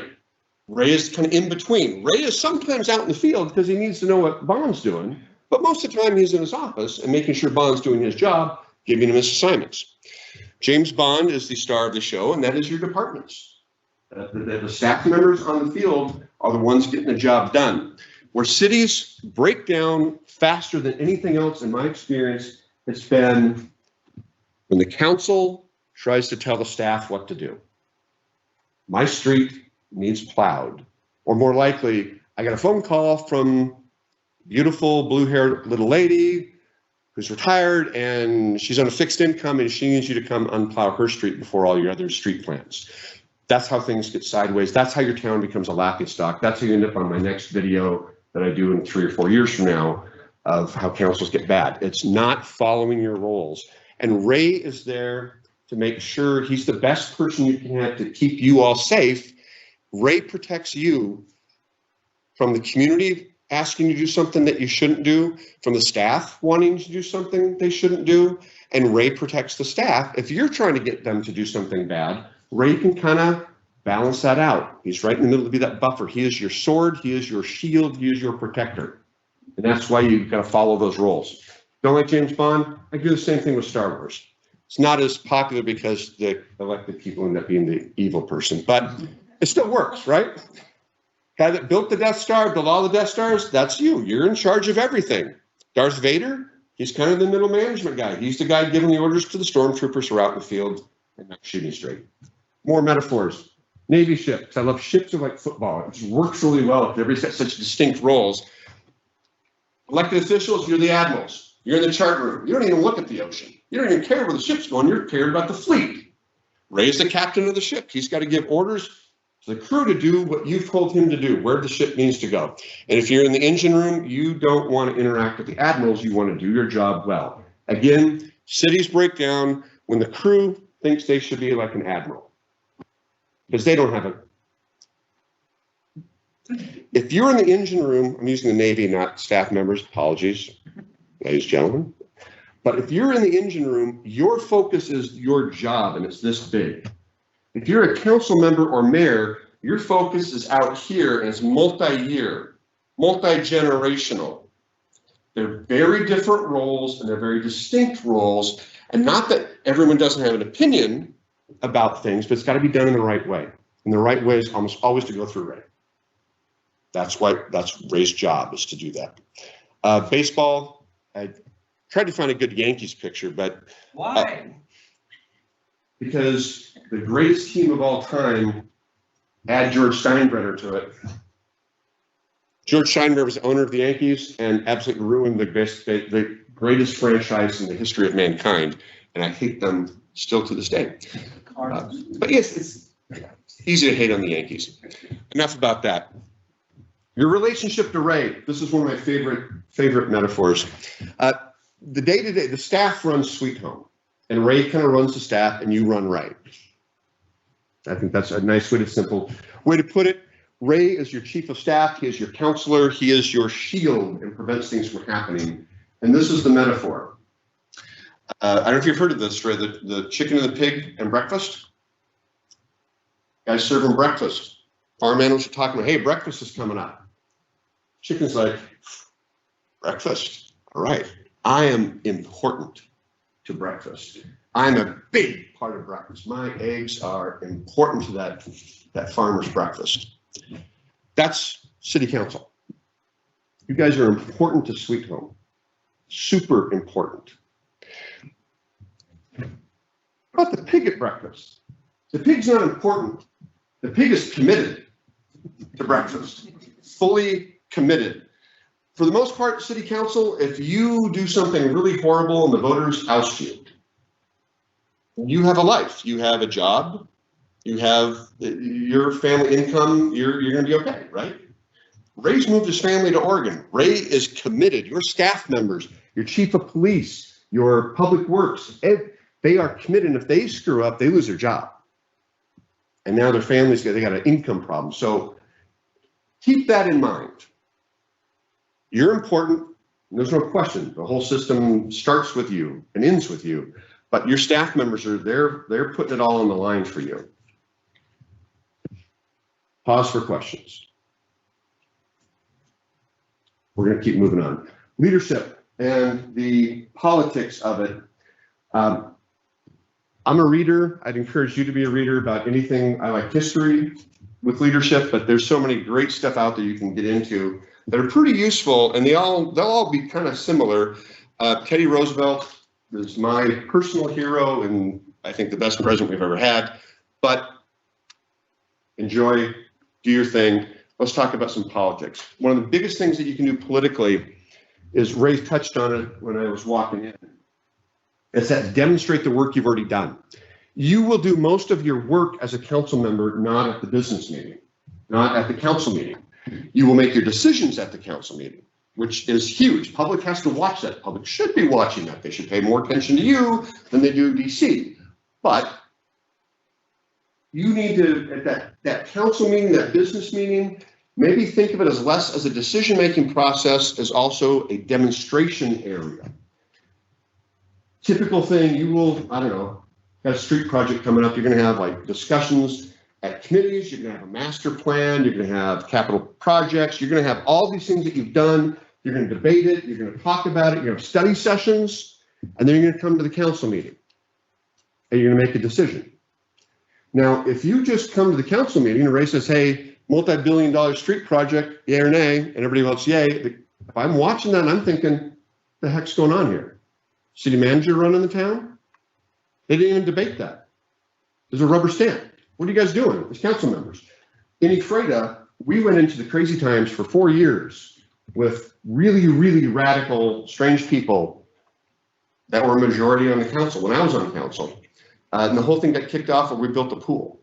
We did study sessions on building a pool. We had debates. We went out to the high schools. We got all kinds of great stuff. But every council meeting, the vote was taken and there was no debating. The citizens did not see the study sessions and the debates and should it be open or closed, should it be covered or not. No one saw that. All they saw was the city manager say, hey, vote for the pool. Everybody goes, yeah. Moved on. And that created an impression in the public's mind that it was a rubber stamp operation. The council doesn't do anything because the public didn't see it. So right before Ray came on, I became city manager and we started working on, we would have the debate all over again. We would, even to the point of sometimes I was asked to script questions for the council to ask staff. So that public comes in, how are we gonna run our ambulance program? Council members would ask the same questions they asked the ambulance chief in the study session, they would ask them in the open session. Now, for us, it felt a little artificial. The council, they felt really uncomfortable. And one in their script also like, so Wes wanted me to ask you, chief, this, no one seemed to pick up on it, but what happened was the public saw the council asking good, hard questions. And they saw the staff having good answers. And they thought, wow, our council's really on top of the game. And boy, gosh, that staff does a good job too. And we would just do that over and over again. It takes a couple minutes. It's a little show business, but it's genuine because all you're doing is recreating in maybe a slightly more organized way with better grammar, what you did in your study sessions, what you did in your capital project sessions. And that's really, really important. Other things you can do, we'd put Tiger teams, we'd have somebody do the opposition side of it, why we should not do something, and just so to explore kind of what kind of opposition we might, how we would deal with the opposition, and maybe discover something we hadn't thought of. Reenact, I talked about be prepared. Be your work as a council member is not at is to do it all the homework before the council meeting. Council meetings to make the decision and show the public what you've done. The work is being ready for that. You can't walk into a council meeting and vote. I had a sweet old man, loved him to death, Curly. We were on the council, this old guy, everybody knows him, loves him. But he literally would not open his council packet until the council meeting, and he would just vote whichever way I went, because he liked me. And he knew I did my homework. And I didn't abuse that, but I mean, that's not how the system's supposed to work. So do your homework. Generally speaking, you want all the coverage you can get. You want a bright light. You want to publicize the heck out of it. That builds trust. You're not hiding anything. So especially if it's going to be a little controversial, I would double down on advertising what's going to happen. You got a tough decision to make. You know it's going to be unpopular. Triple your advertising for it. Make sure invite people. You want them to be there. And what will happen is people generally start to not show up because you don't look like you're hiding it. Now, please, if you do that, be prepared because you might get a crowd, and that's good too. We had a roundabout. Roundabouts in Washington are incredibly. Are they popular here? Yeah. Okay, all right. No, so it's the same, right? We had to put a roundabout in. We bored people to death with here's facts and figures and information and come. 3 public hearings in a row. Come down. We'll do another one if you want. And what happened was almost nobody was opposed at the meetings. Now, once it was put in, Facebook erupted. I mean, all the usual stuff. But no one in the DOT that were building this stupid thing wasn't even ours. DOT was like, we've never seen this before. Like, you had a bunch of fans of the roundabout. Our advertising actually brought out people that wanted it rather than the opposition. That can happen. It's a good thing. You as council members, you need to listen to all the facts. I don't know if you've had, Ray has not told me anything that's gone sideways. This is another place where things go sideways. You get a phone call from a nice person who's mad about X. You want to answer them because that's what you're elected to do. And, well, that sounds wrong. I will talk to Ray about that, or that police officer should not have stopped you.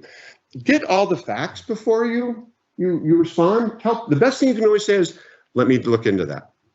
I hear what you're saying. That I can understand how you feel. Let me find out the facts about this. And then call Ray. And then you're a leader, that's a role. You're a decider, that's a role. You only make your decisions in council sessions. You never make your decision on your own, on the phone, at the breakfast place, wherever. You make your decision at the council meeting. If you say, I'm going to vote yes on that, or I'm going to oppose that, you don't have a role as an individual. You have a role as a majority vote. You are an individual. And if Ray hasn't talked about this before, you're never not a council member. You're at church, you're a council member. You're at the bar, you're a council member. You're on your own hunting, you're a council member. Whatever you say, you're still a council member, and you can be held accountable to that. Not that you can't say, come on. I was telling a joke with my friends, we were hunting. You're still a council member though, and people look at you that way. And unity, we'll come back to no surprises. Any questions on that section? Sweet. Next one up. You guys did your mission statement. A lot of towns don't do that. Congrats. That puts you in the higher category of stuff. That's really important to have a mission statement and to follow it and to update it and disseminate it so that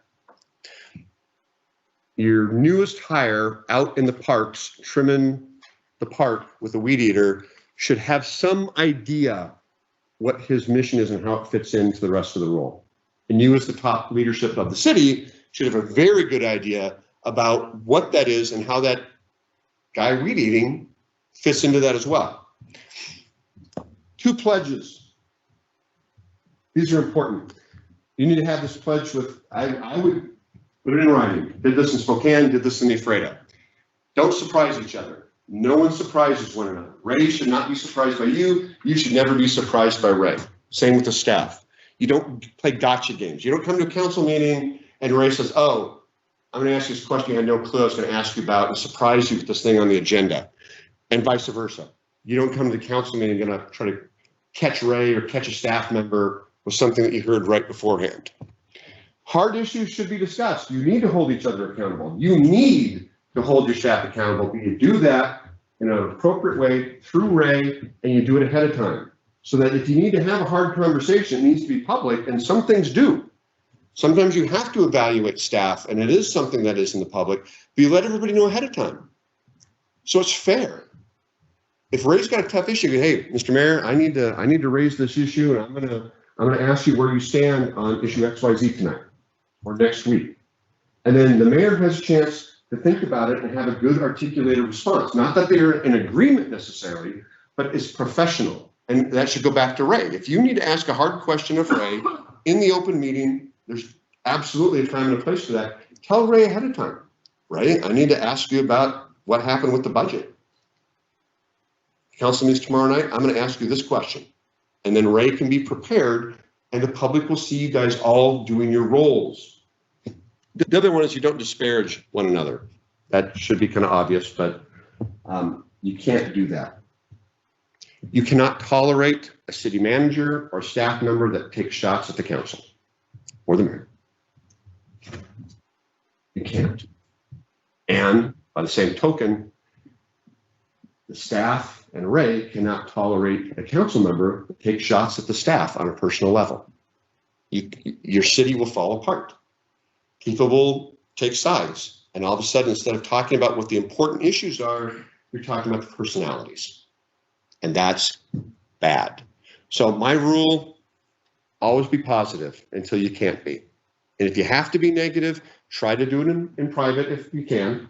If it's a personnel matter, often you can. And when you can't, you do it in the most professional way possible. You talk about the actions, not about the people. Those two things, if you can stick to those, you're probably better off than most towns, most governments, and possibly Washington, D.C. Procedures. Things you can do, and I'm going to go through this really quickly. This is an iceberg that is not going to stay upright for very long. Why do icebergs fall over if you could build them that way?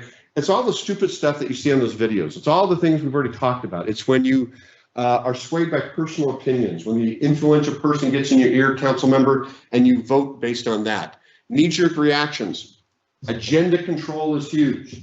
Never talk about something not on an agenda. Never let anything be added to a published agenda. That's wrong. Okay, you published, this is what we're going to talk about tonight. Community trusts you. That's all you're going to talk about tonight. And also you add something to that, and you make a decision based on that without having testimony and facts. Facts are important. You're going to make a bad decision, and that flips the stuff up and down. Favorite, you can read through that. It's in your packet. It's you get into, it starts with being swayed by public and ends with disunity, and that's going to flip over. The other side of this is, of course, what an iceberg should look like, and I already Ray talked about it, but very quickly, your decisions at the council meeting, your vote, should be based on your short and long-term objectives of your town, which should be based on your master plans and your long-term objectives, which should come out of your long-range goals, which should come out of the core values and mission statement of your town, and your governing documents, which should all be related in some way, shape, and form back to the United States Constitution. Okay, if you're doing all those things right, and there's a great article about how to make your meetings go smoothly. The article basically says, if you've done all the homework of having good mission statements and following it and going through here, your decision at your council meeting is going to be pretty simple. The right thing to do will be kind of self-evident. There'll be disagreements occasionally, and you hope there will be, but for the most part, your council meeting will go nice and smooth because you put the homework in. Yeah. I won't say what town, but many towns. They will believe all this and nod their heads and nod their heads and nod their heads, and they get here, and there's 4 or 5 very, very loud people that will throw that off. Let's say that I was city manager of a town that rhymes with Spokane. And this happened. Is that in Oklahoma? Yeah, I think it is. Yeah. Indian reservation. Anyway, Spokane had gone 4 years without a contract for the police department. This is a big department, 350 members, big budget, big time politics, all that kind of stuff. Previous mayor didn't want to get into it because it was going to hurt the budget. There's all this kind of back pay issues. There's people that have retired that have to be given their back pay, and 4 years, no contract, intolerable. We get it to the finish line. Big debates over accountability, all the stuff that before George Floyd were big things, were in the contract and were good. It was a progressive contract. It put more civilian control, very good. It's literally been put into the hopper for the next council meeting. That was on Wednesday. That weekend, George Floyd happened. Monday night was the vote. Guess what happened? Down, and they passed a resolution that they said wasn't aimed at any police department, but called police departments really bad. They still don't have a contract. 5 years. Can you imagine what the bill's going to be on a 5-year contract and how many people didn't go to Spokane that might have been a great officer? Okay. Not taking a shot at the council. They were responding to some things up here, but they didn't kind of think about there's a bigger picture. Now, maybe there would have been more rioting than we already had, but that happens. Questions? Big tools, 2 big ideas for these. I said these are the 2 most important things you can know as a council member. First off, your #1 tool in your toolbox has to be persuasion. You're not a dictator. You are a persuader. Your leadership is to persuade people. You don't get your way every time when you persuade, but you keep after it. And you get a little bit more the next time if you're good at it. You persuade people. You put people together. You try to convince your staff, try to convince your fellow council members, you try to convince your community that this is the vision. Persuasion is hard. I have a quote up there and I forgot the guys. I think it's Max Weber. Yeah, who says Max Weber? No one correct me. It's good. Politics is a strong and slow boring of hard boards. It takes passion and perspective. What old Max is trying to say there, if you want change in your community, you have to want it and keep after it. And it is slow and it is boring. It is not an exciting, passionate thing. And ever since Bill Clinton, we somehow think politics should be flashy and exciting, and it's not. It's hard work, day after day after day, being consistent of trying to do the right thing the right way to get what you need for your community, and it takes a long time. That's okay, and that's frustrating people, but sometimes I've had people get elected on my watch that they came in, they're going to swing an axe. Our rec department needs to be done and this, and they find out that as a council member, you don't have the power to do as much as you think. You're part of a majority vote, so you got to persuade people. The second one is accountability. Trust and verify. Okay, trust is important, verification is important, and you can do that in a very, very professional manner, but that's a big thing because accountability between you all, one another's on your council rules, between you and Ray, between Ray and the staff, feeds out to the community. The community will trust you if you're showing that you're trustworthy. If you are trustworthy, they're going to follow you. And when you say, hey, we need to do X, and we need you to pony up a little more tax for that, they're going to trust you. They're more likely to give you money if they trust you. If they don't trust you, they're never going to give you anything, anytime, anywhere. And communities that below the trust thing, that they don't recover from it. Moving quickly through, okay. Some accountability things. I'm not going to go through all these things because I heard you talk about council rules, possibly the most important thing you can do. Ephrata, we did not allow people to speak to non-agenda items at our council meetings. And we actually got away with that. When we made that change, it went really well because we couched it was about accountability. If you know what's going to be talked at the council meeting, it's published on an agenda, to not talk or to talk about something that wasn't on that agenda is wrong. That's hiding from the community. And people are like, yeah, but by God, it's a public meeting. I should be able to talk about whatever the heck I want to talk about. No, it's a business meeting for you as the citizens to watch the council make the decisions. If you want to be on the agenda, absolutely, we'll put you on the agenda, but it's going to be published so other people can see and hear what they might agree with you, and they might want to be there for that. You can go through all that. You're doing all that. What I heard in just 20 minutes is like, okay, you guys, you got the accountability piece nicely. One of my favorite things on my wall, we got an award from the state auditor for the city and the state that was best steward of public money. That was pretty cool. That night that went off, the power blew out and there was a big explosion in a substation. And right as they were handing out the award, the lights went out. It was a good night. Your work, kind of coming back to this whole thing on the things that putting wheels on what you're going to do. Most of your work is done before the meeting. Your vote is at the meeting. That's the business meeting. But your work is done kind of ahead of time. Discernment is probably your best tool. Listen to what people are saying. Do they have an agenda? Do they have all the facts? Most people don't have all the facts. If they say, I know for a fact, I know they probably don't. If they say, I saw it with my own eyes, eyewitness testimony is the least valuable testimony you can find. So be very discerning to what you hear and try to get all the thing. You have a voice and you have a role only from the council. Communication is important. Keep that main goal in mind. What is best? Most people for the longest period of time. And showmanship is good. Demonstrating your work is good. Grandstanding is bad. If people are clapping at what you say, it better be about God, apple pie in America. Because if it's about you, you got a problem. There's all those videos, the number one thing was grandstanding. People were playing to a crowd. Here's your summing this all up. 2 principles that are really important. A full meeting might represent a very, very small percentage of your power. On the other hand, Ray will like this because it's a West Wing phrase. Decisions are made by those who show up. So you want to honor the people that took time to come to your council meeting. At the same time, you can't judge your decisions based on popularity. It's never going to be clear. Again, American politics is NFL football. It is hard and it is difficult.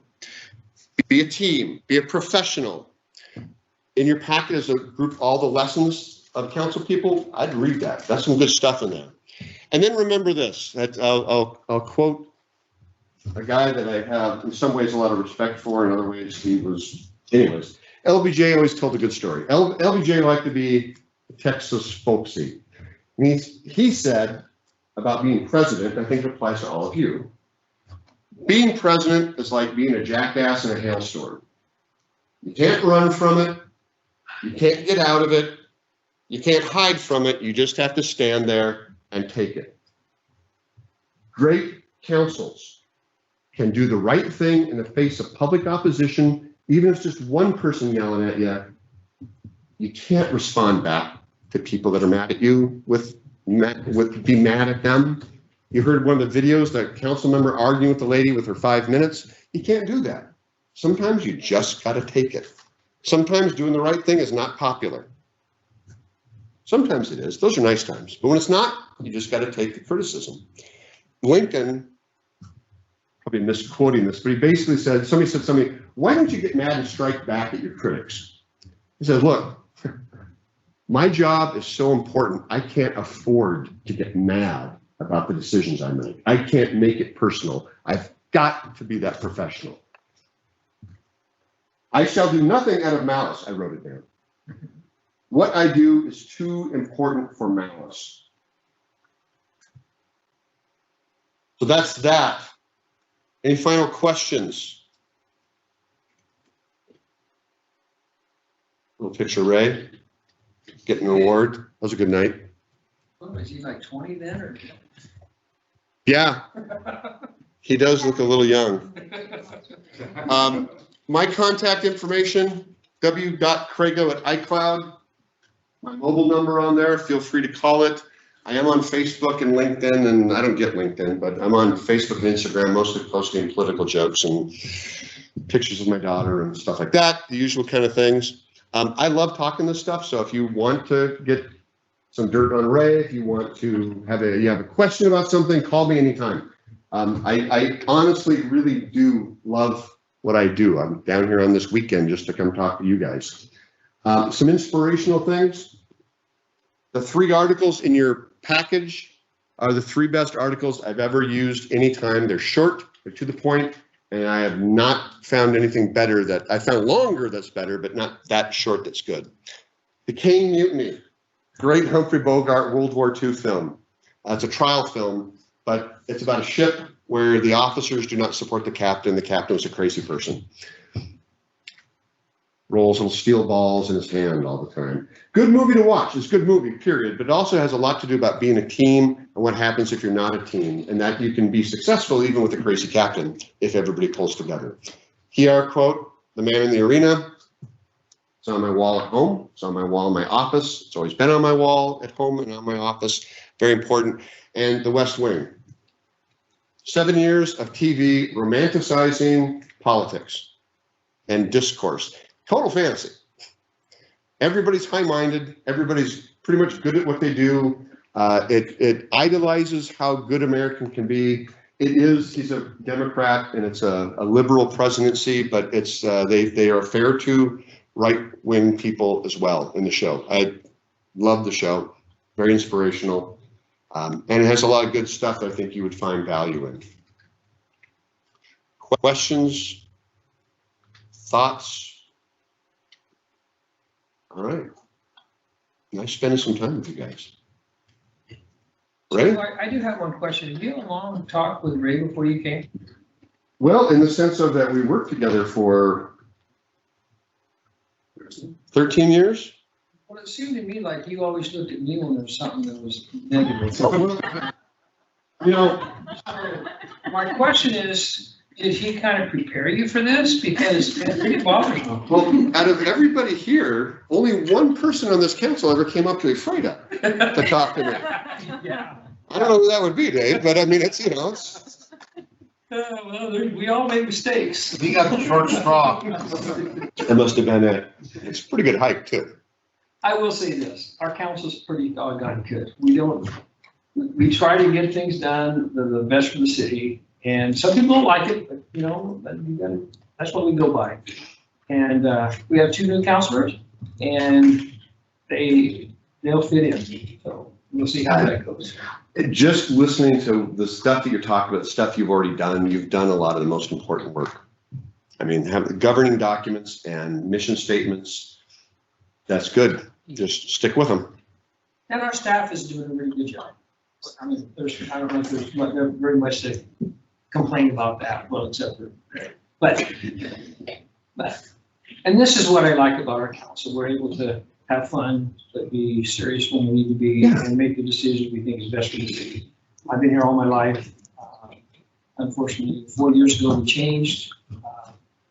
But the communication part for us has really gotten way better. And I'll give it credit where it's due. Is she still here? Yes. So the transparency has been way better than it was in my last 8 years in the council.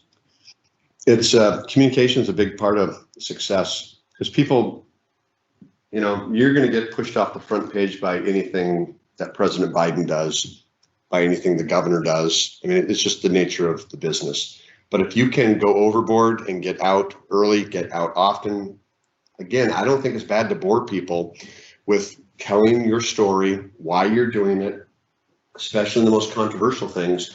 It really has a massive impact on muting opposition. Freda is very conservative, and Washington kind of leans left, kind of purplish, but leaning towards the blue. Grant County, solid red. But we passed 4 tax initiatives in a row for good public projects, for the police, for the fire department, for streets, and for parks, in that order. And we did it by over communicating. And kind of what happened, it's one of those weird things, small towns, I don't know where your spot, where people locate, where the coffee shops or the bakery or whatever, where the grumpy old men get together and talk and get mad about. We did so much advertising on just begging people to come to the public hearing to tell us what you think about raising taxes for the police department. I mean, just beg them over Facebook, funny stuff, serious stuff, ads in the paper, blew a lot of money. And what happened was when people, the grumpy old men at the coffee, you hear the city's trying to raise, that's a bunch of crap. Rah, rah, rah. And people say, well, did you go down to the 15 public hearings they held? And it's not that we convinced people we were right, but we stopped the opposition because they didn't really want to take the time to do that. And it muted the opposition, and these things sailed by easily. But if you let the grumpy people go for a while, then other people start thinking, maybe the grumpy guys are right. Maybe it is everybody. I mean, we didn't meet a public hearing we didn't love. We'd stretch things out 3 months, have hearing after hearing after hearing. If we had a vote, it was 13 months we wanted to work on before a public vote, like on a tax bill or any kind of, we would take 13 months to just educate and tell our story and get everything ready. Slow, but hardwood has to be bored slowly. That takes time. All right, I'm gonna keep talking because I love this stuff. So Ray, you need to get in. We prefer you. Oh, did I say that? Out loud even. I didn't mean to say it out loud. Well, I kind of did. So obviously, for the majority of you who have been around me for the last 4 years or some of thereof, you see a lot of my philosophy that I picked up from Wes, and it worked. It worked well for us for 13 years. We did things in Ephrata that I think a lot of people didn't think would ever happen. And I've really tried to bring a lot of that as a boilerplate here whenever possible. We're gonna go ahead and break for dinner. Wes is gonna stay and eat dinner with us, and so we can talk and have conversations, and we can pick his brain some more. Wait, what? Hopefully he doesn't tell any more stories about my chicken costume. There's several others he could pull out as well. We'll leave out. I'll remind department heads that evaluations are coming up. So, He can reevaluate you. right. Yeah, Absolutely. we want a chicken soup for us. No, no. That's not true. Did you wear a chicken soup for us? I want to say my first Halloween here, I might have worn the, because the gals up front bought me a chicken mask that's in my office. So you wore it for staff, but not for council. Yeah, I wasn't going, I didn't have it. See, I remember, I had lived in Ephrata for 30 years before everybody knew me there. I started, I hadn't been here a year yet when Halloween came around, so. We're gonna have one this year, you know. I don't look as good in orange tights as I did 15 years ago, sorry. Oh, That's just not a visual I want to see. That's my point. That's my point. Nobody wants to see that. Are you done? Yeah, no, absolutely. Thank you, Wes, for coming. Yeah. And I will share with you that you don't know this, but Wes has been an advisor for us behind the scenes on many occasions where I've run into instances where I don't really, hey, what should I do here? I've reached out to Wes and he has willingly taken my call. Even in during COVID, when COVID broke out, his hands were really full, but he gave me some good advice to use, and we did try to utilize some of that as we worked forward in our progression as well. So, thank you. So are you blaming him for your screw ups? I believe in my evaluation just last 2 months ago that COVID was actually one of my strengths. So, so I can't thank Wes enough. I would not be here if it wasn't for the mentorship and the guidance Wes gave me for 13 years. He literally walked into my office one day, shut my door and said, "Ray, you need to be a city manager." And so you're kicking me out? My goodness, what's that? No, you need to do this. Yeah, there's a community out there that needs you. So I can't thank him enough for all of his help and guidance and mentorship. So with that, food's out, food's ready. Are there any special instructions? Which door should they go in? Which door should they come out? We could all go in this door over here and then come out this door over here. There are drinks in the cooler, but everyth's there. There's Just don't get my peanut butter and jelly sandwich. It's marked for you. She did. Did we arrange to send a meal to Diane? We could probably box something up for her if she wanted. Yeah. We'll touch base. Diane, are you hungry? Muted. Oh, you're muted.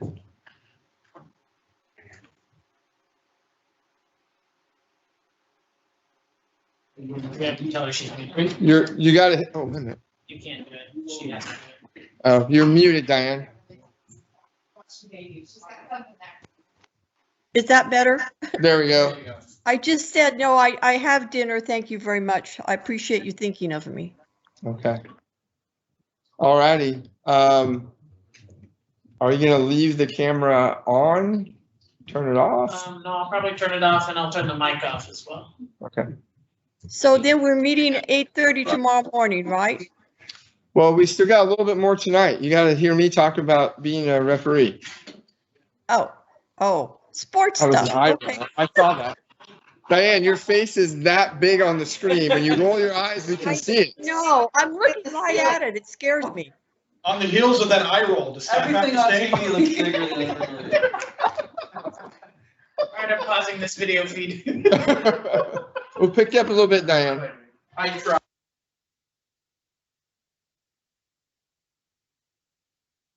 Okay. So there was a time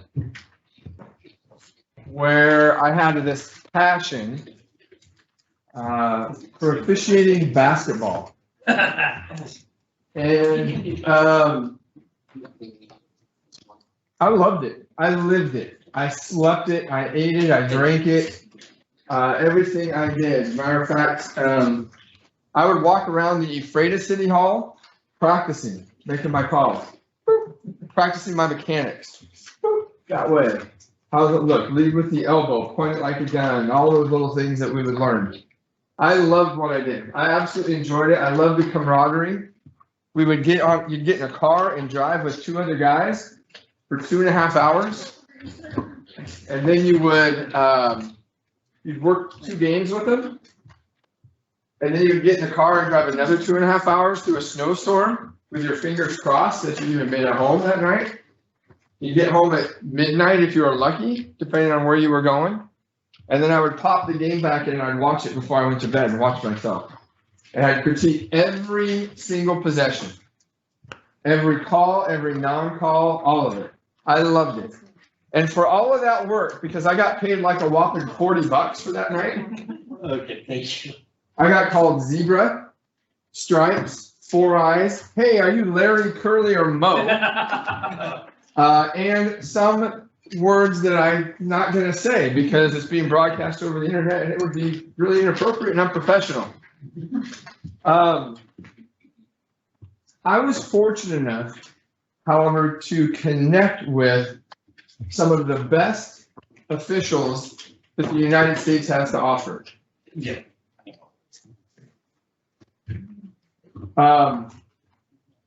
And the amazing thing is it was during a time where they were trying to change the culture of officiating from the NBA all the way down to YMCA referees. See, historically, basketball officials had been about alpha dogs, the alpha male particularly.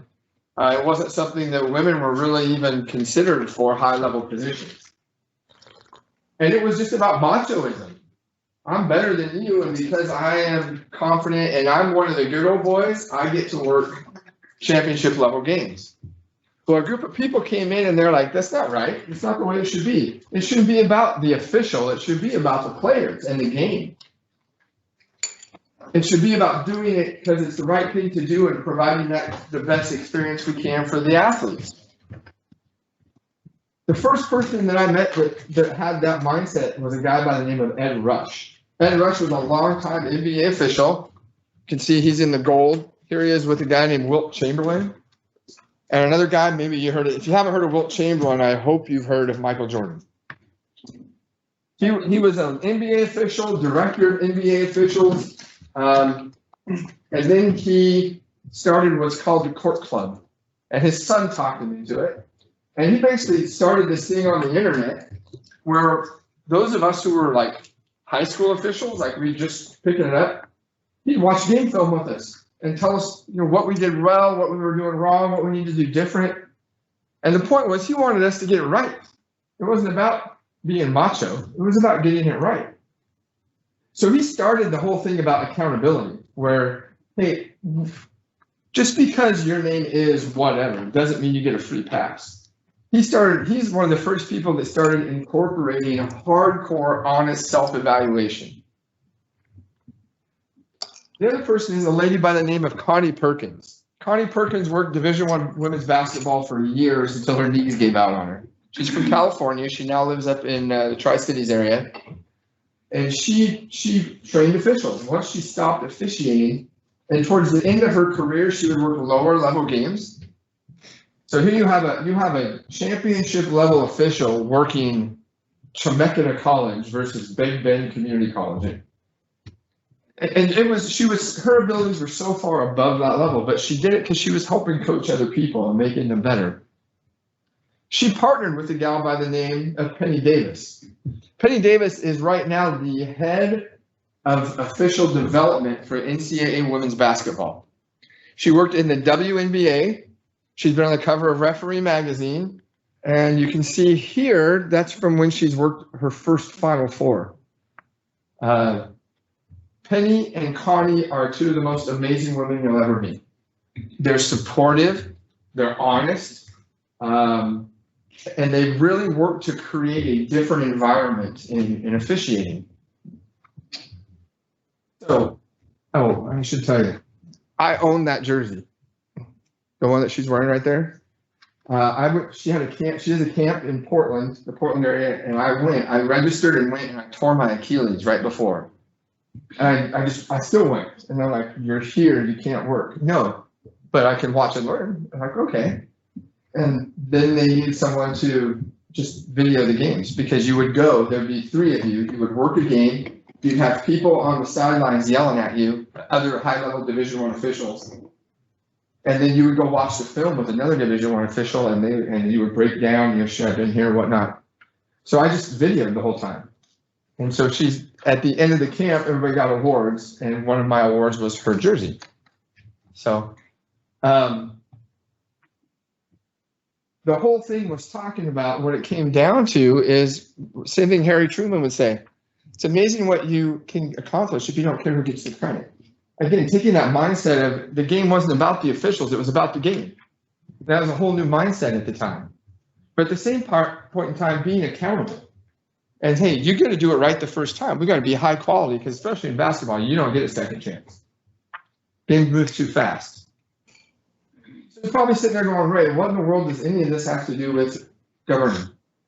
What's it have anything to do with what we're here for?" So what I'm going to do is I'm going to run through these things in officiating and how they're important in officiating, and then we're going to sew them back up at the end. But to be a good official, you have to be prepared. You have to prepare for your game. You have to have a good pregame with your partners. Because when you're working, you're a team. There's 3 teams on the court in every basketball game. The home team, the guest team, and the officiating team. Which, by the way, people on the scorers at the table are part of that officiating team. We've got to be believable. You have to have a high degree of believability. Penny would talk about when she was first trying to break in, that was her biggest struggle, because she's this very sweet, nice, blonde, petite with big blue eyes, and yet she's got Pat Sumner at Tennessee screaming at her. And that was vicious, by the way. You have to learn to position adjust to be an official and get a different angle at things. You have to learn to trust your partner. You have to be part of the team. But at the same point in time, there are times you have to step out of that and be the R, or be the referee, the lead dog, so to speak. You have to engage in preventive officiating. Can you recognize things before they're going to happen? And then you got to end up with that honest self-evaluation. You got to be willing to say, I was wrong and I missed it. So how do we prepare? I went to camps. I spent hundreds of dollars every summer, thousands of dollars every summer, going to a camp, sleeping in a college dorm where like at the University of Idaho, it was still the cinder block concrete with no air conditioning when it was 110 degrees outside. I went to Central Washington University. We went here to Portland. They've got them all over the place. But I'd go for 5 days. I'd take 5 days vacation. I'd leave my family. And I would go to these camps to get yelled at by other Division I officials and told how bad I was. You had to know the rule book. You had to know your rules. You had to know the case book where they gave examples so you could learn how to properly apply the rules. You also had to know your manual, which gave the instructions of how to be an official. You stood in front of a mirror. I would stand in front of a mirror and just practice doing my mechanics, right? Have you guys ever seen an official do this for a travel call? Now at the high level, they're nice and tight. So there's that little things that you would have to work on. We would write each other quizzes. We would have study groups. And then again, we had to have a good pregame. So what is a pregame? Pregame was when we met for about an hour or two before game time. Towards the end of my officiating career, everybody had laptops, so you would clip part of your game and you would talk about plays, or you would find video of the teams that you're reffing that night, and you might watch little plays, like they had a tricky little inbounds play that we had to watch for, or if they had a particular player with a skill set that was unique and you had to be ready for that. But the whole point of that is we had to be like-minded by the end of that pregame. We had to know this team runs a high pick and roll, and they run it from the right to the left. How are we going to officiate that? What positioning are we going to be in when we see that offense coming at us? And by the way, when that guy comes off that screen, he comes hard, and he's going downhill to the hole. How are we going to be ready for all of those things? So we had to be like-minded. This was my pregame sheet. These are all the things that we discussed before the game. Every single item on that list we talked about. All of them. And we had video for a good portion of them as well. We had to be like-minded. We had to have the same goal, the same thought process. Believable. So I worked in the women's side, and part of the reason is I'm 5'9" with shoes on, right? How is a 7'2", 285-pound ball of muscle going to take it when I said, no, you just traveled, right? So you had to work at being believable. We worked out. I used to lift weights. There was a time I would work out. We would tailor our pants. You had one wrinkle in your pants in the front. You had a military cut. When the back end of this hung down, it didn't touch the ground. It covered your sock, and you had no wrinkle. Actually, this is actually pretty close cut right here. And you had to get your pants military cut so they were hemmed at an angle. You wanted it to be slimming so you looked athletic. For those of us that have short legs, thick thighs, and some buttocks, that was a little more difficult because we look so squatty. But we would get our clothes tailored. You'll never see a high-level official with glasses or facial hair. It's just something that they don't do, and they won't wear a watch either. Well, actually, there's a guy working the Pac-12 right now that wears a watch. And all my buddies on Facebook, including other Division I officials, are like, what in the hell is he wearing? What is that? So you're not supposed to. And you're not going to see any crazy haircuts. You're going to see them look pretty conservative. But we do those things because it makes us believable. We're playing the part. We're trying to project an image so that when we have to make a tough call, we've done everything we can to build credibility with the people we're working with, mainly the coaches on both sides. Yeah, Ray, when I was officiating, we had one guy, he used to be a guy here at the school district. He said, when you make a call, just make it look right and sell it. And so, and then afterward, you might realize you're wrong, but you have to sell it. Absolutely. Yeah, and so it's different. Brandon, can you touch the screen? There we go. So when you've had a good pregame, when you've gone through all of that list and you've talked about all those things, you've communicated, everyone's prepared the way that they should be. They've read the rule book, they understand the manual, the case book, they can apply everything. That's when you can trust your partners. You've got to trust your partners. You've got to be part of a team. You've got to know that when this play comes this way and there's a screen, it might be literally kind of behind me, but I got to know that my partner's going to pick it up. I got to know that my partner's going to do their job. Really, really important.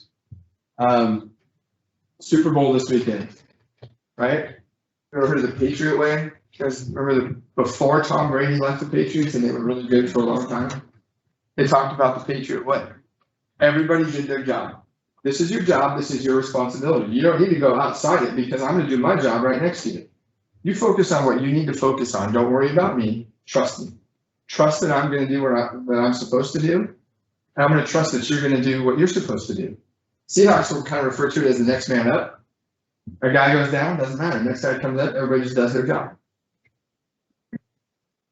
So here's an actual clip of me reffing. And this is where I do a position adjustment. So as you watch, the ball is going to come down the right side, and then the play is going to cut across the middle.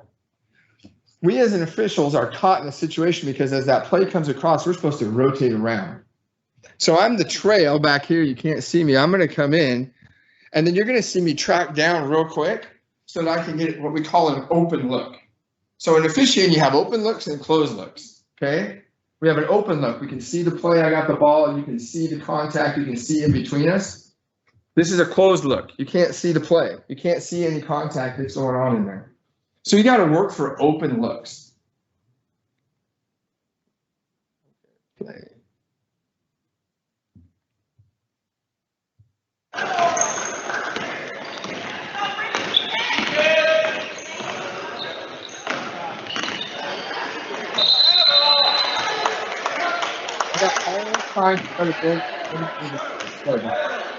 Just saw this play on film. She's like, "That's great, nice job, right?" And then she, well, yeah, and then she ripped me for the mechanic for my reporting.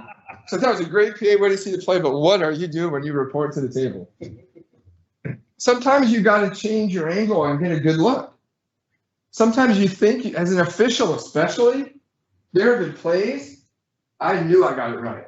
I'm in that game. Coaches are yelling at me, and I'm like, no, I've done it. I go, I report, and I turn around, and coaches yell at me from the other end. And I look at him, and I go, no, I got it. And then I watch the film. I didn't get it. I was wrong. I missed it. It happens. And it always happens when you don't make that adjustment to get that open look, when you're getting closed looks. Sometimes you got to get a different angle. Sometimes you got to take charge, right? Sometimes you're part of a team, but there's got to be a leader. Here's a play coming down. This is me in the background. Ball goes straight to the hoop. I follow the play. It's a block charge under the basket, and a guy that I really like is working the lead. The play's coming at him. It's his play. It's his secondary defender, and he sucks on his whistle.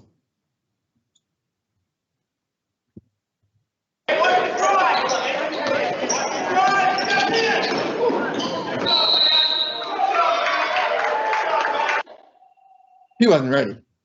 He wasn't ready for that play to come down on him, was he? Trust me, he wasn't. Because otherwise he would have blown his whistle. Did I get it right? Charge?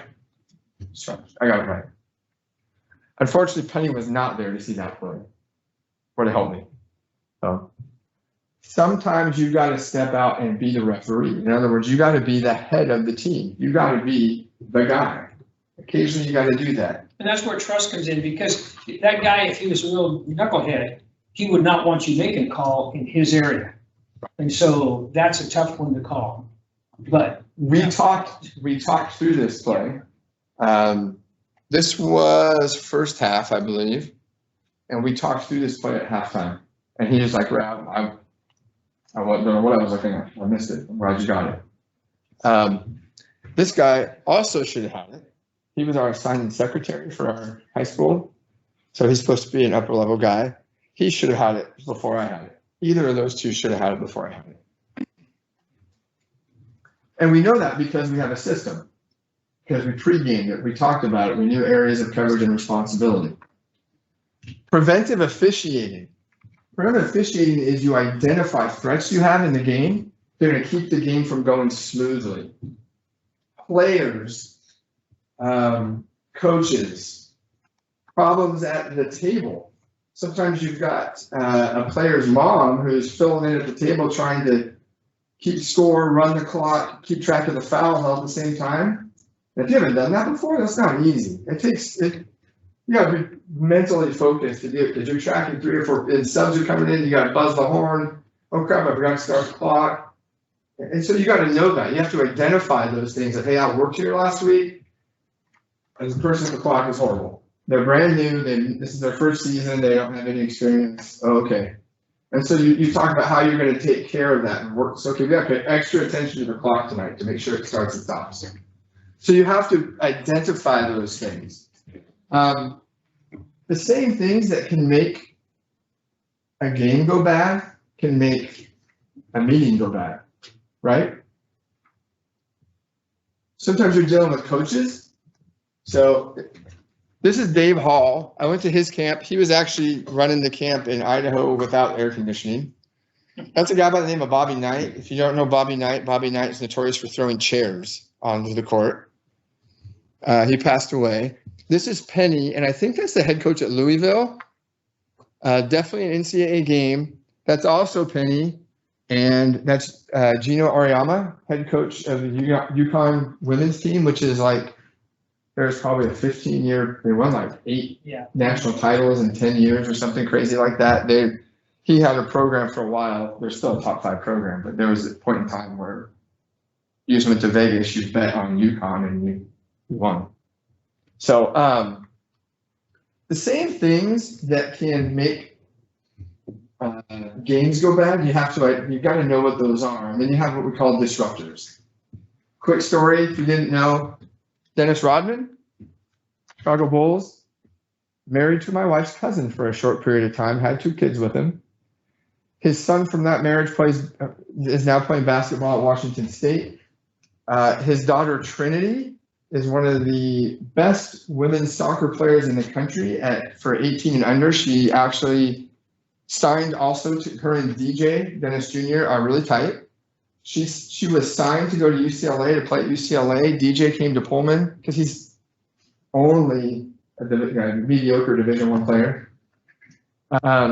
But he loved Pullman, so she decommitted and came to Pullman. Supposed to play last year. Of course, COVID, there was no season. Well, she got offered to go play professionally in Europe.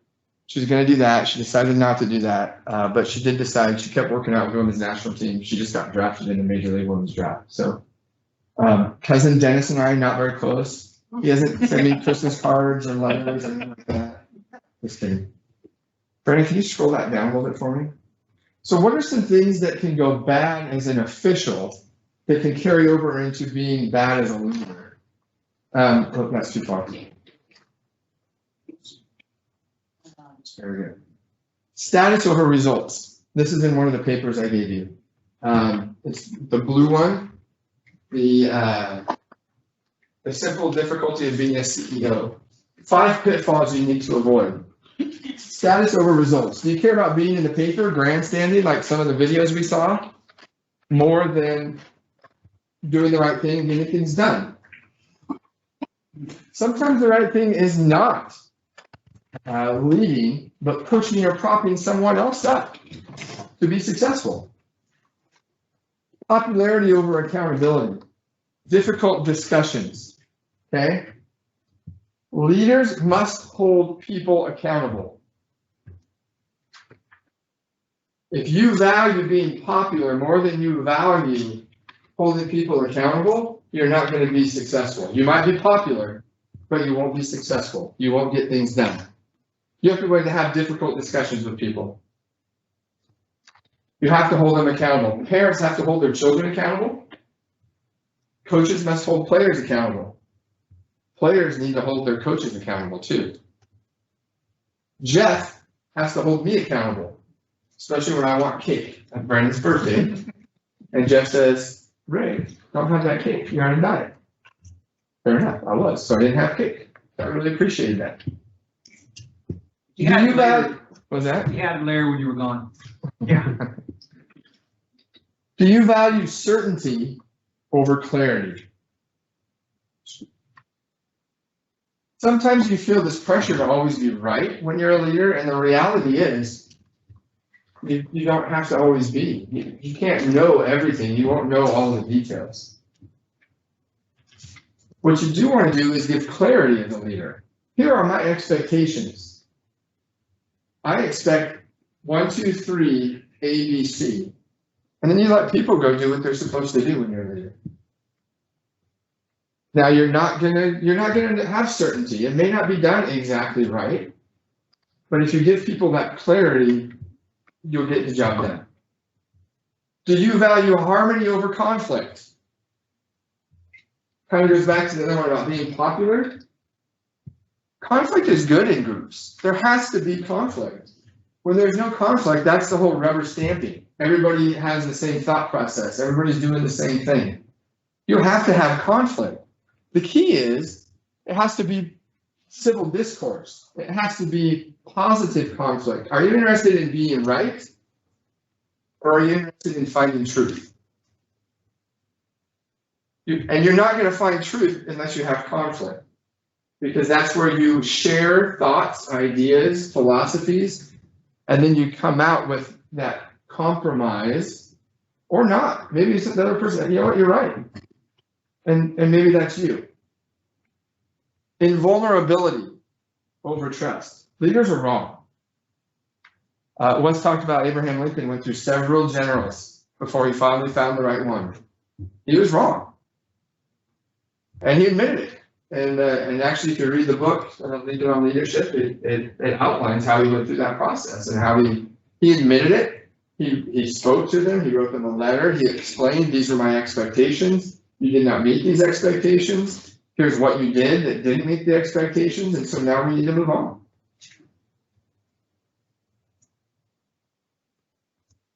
So you can't be invulnerable. You've got to trust, right? There's a book called Speed of Trust, and it talks about being naked. It says naked trust is what they refer to it as. And that's just being vulnerable and putting yourself out there. And hey, here I am, here's me. And you know, leadership is a multi-billion-dollar a year business right now. You got everybody writing books and articles and periodicals and whatnot on leadership. And there's one thing they all have in common, and that's genuineness. You have to be yourself. And none of us are invulnerable. We're all wrong. We're all human.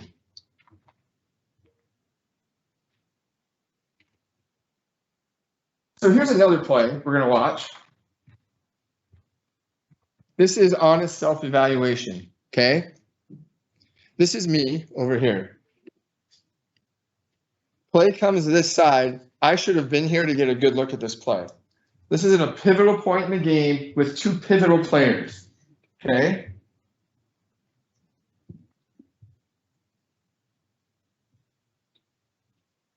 There's no sound on this one, sorry. I should be way over here by now. Oh, I flex back. Oh, no, I don't know. What am I doing? Oh, no, I'm not in position. Guess what? That's a foul. And I didn't call it. I missed it. I wasn't in the right place. I didn't trust the system, and I didn't trust my partners. When that ball swung over here, ball side, majority of players, strong side, I should have sprinted my rear end and been over here, got my body turned so I could see that defender set up. If you look, my back is right here. That's my call, nobody else's. But I didn't get over, I didn't trust the system, and I missed the call. That was a pivotal point in the game with two pivotal players. It should have put a foul on a kid, and it would have changed the whole complexity of the game. So Ray, what's this have to do with anything?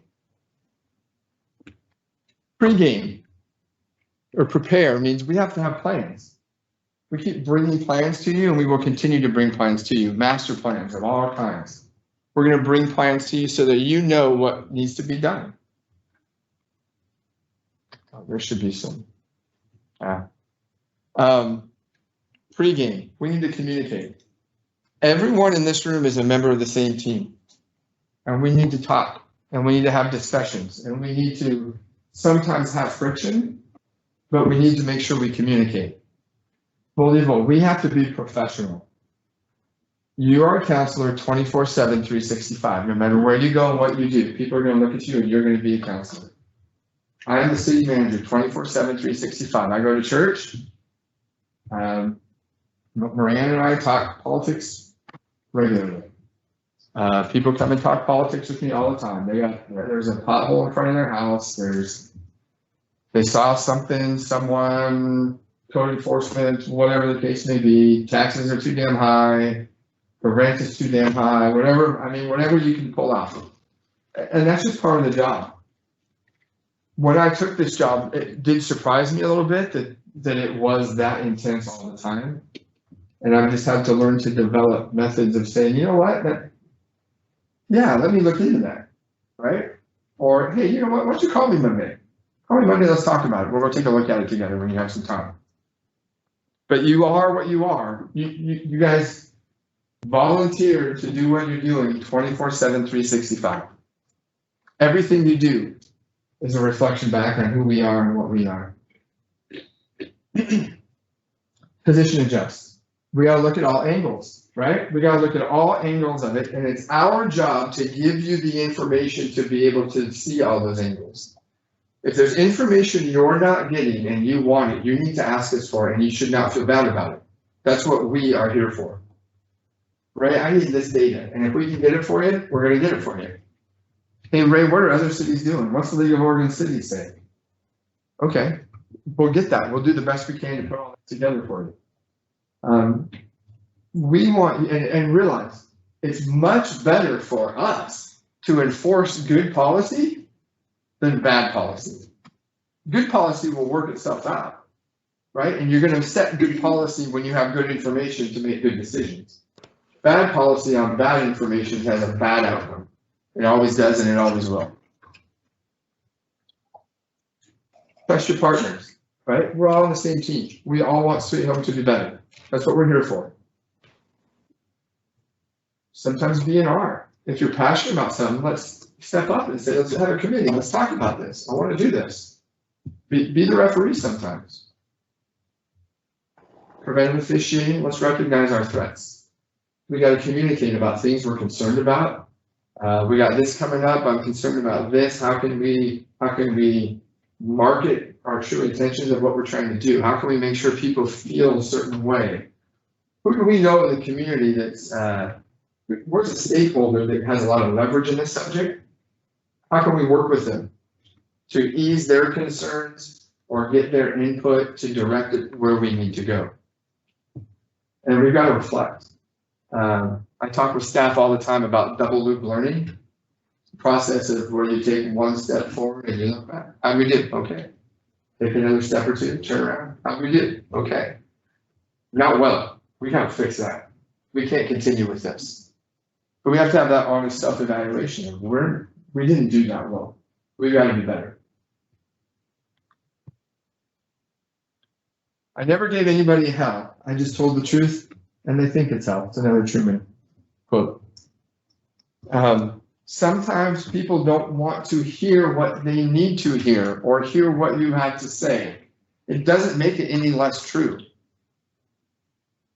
There's a quote right now, and I think some of you have heard this, about, gosh, I was blanking on me. The problem with capitalism is the upper class and the lower class, the division. The lower class will rise up and tear apart the upper class.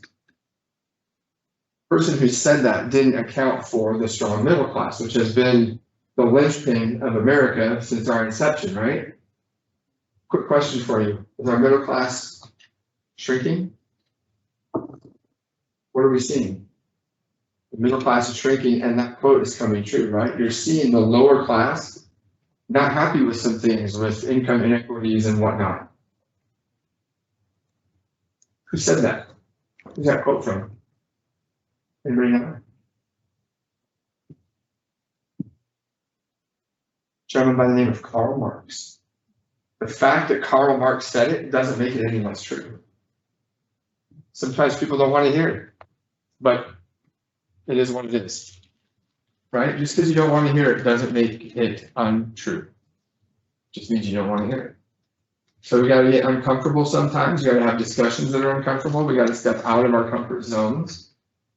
And we got to be willing to do those things. Okay? Did I bore anybody too much? Any questions? Is that something you want to hear or something you don't want to hear? No, I want to hear the truth. I want to hear the truth, absolutely. All right, I think that's pretty much a wrap for tonight, is that correct? Oh, city property, sorry, yeah, that's why Joe's here. So last year, we had a significant, spent a significant amount of time talking about all the city properties, because we own like, how many are on the list, Joe? 78 pieces of property that the city owns or controls. Some of them, like we just gotta hang on to. They serve a purpose, at least for this point in time. Some of them, we talked about doing some different things with. And we kind of set forth some things that we wanted to move forward on. And then COVID hit. And so we didn't move forward on really anything having to deal with property. So we want to revisit it. What I'm going to ask Joe to do is, I think the map is in there. If you can call that map up. The map is also in your packet. You can fold it out so that you can read a little bit easier. And then there's a listing of all the properties and they're numbered in there for you. Joe put all that together for us. I asked Joe to come because quite frankly, he's the most knowledgeable about all the property in the city because he deals with it all the time. Well, there's some links there.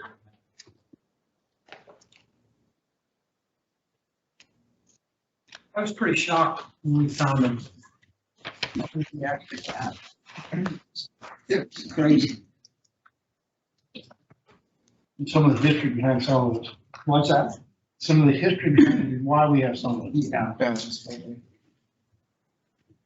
We have alleys and little pieces of 10 by 10 property. Well, he's gonna put a map on it.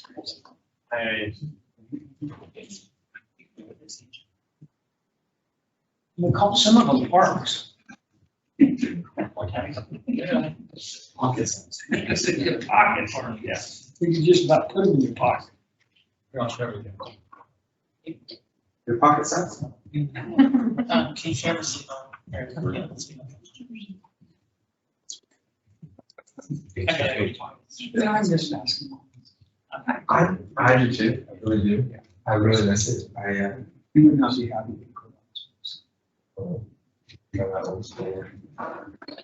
Too many of the number ones. They don't even do that.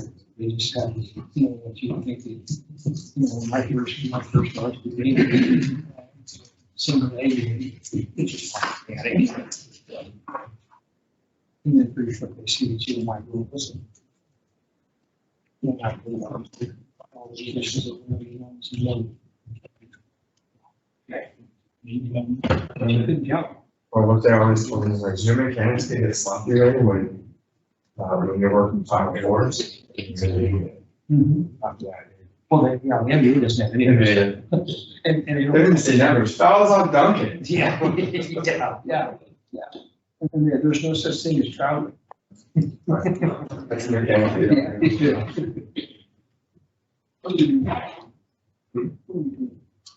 I'll get a map on it. So Brandon came totally unprepared. So you're jumping to collisions now? Jumping to collisions now? Yeah. Trying to take account in my head of how many screens are in this room right now. Right? Trying to do phones. Right, can we use some of that COVID money to put the water bottle in the fill station? What why we didn't have that?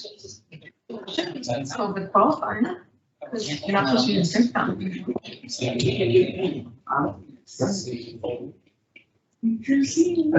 didn't bring my name. Almost there. Got it? Almost. Yes, I have it.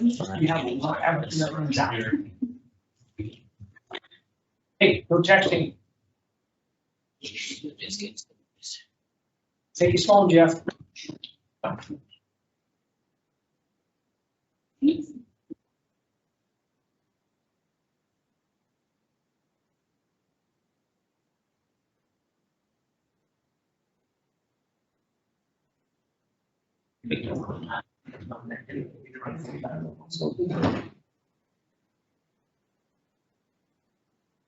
All right. So you have all kinds of property listed in front of you. We have the map up here. You have the map in your folder.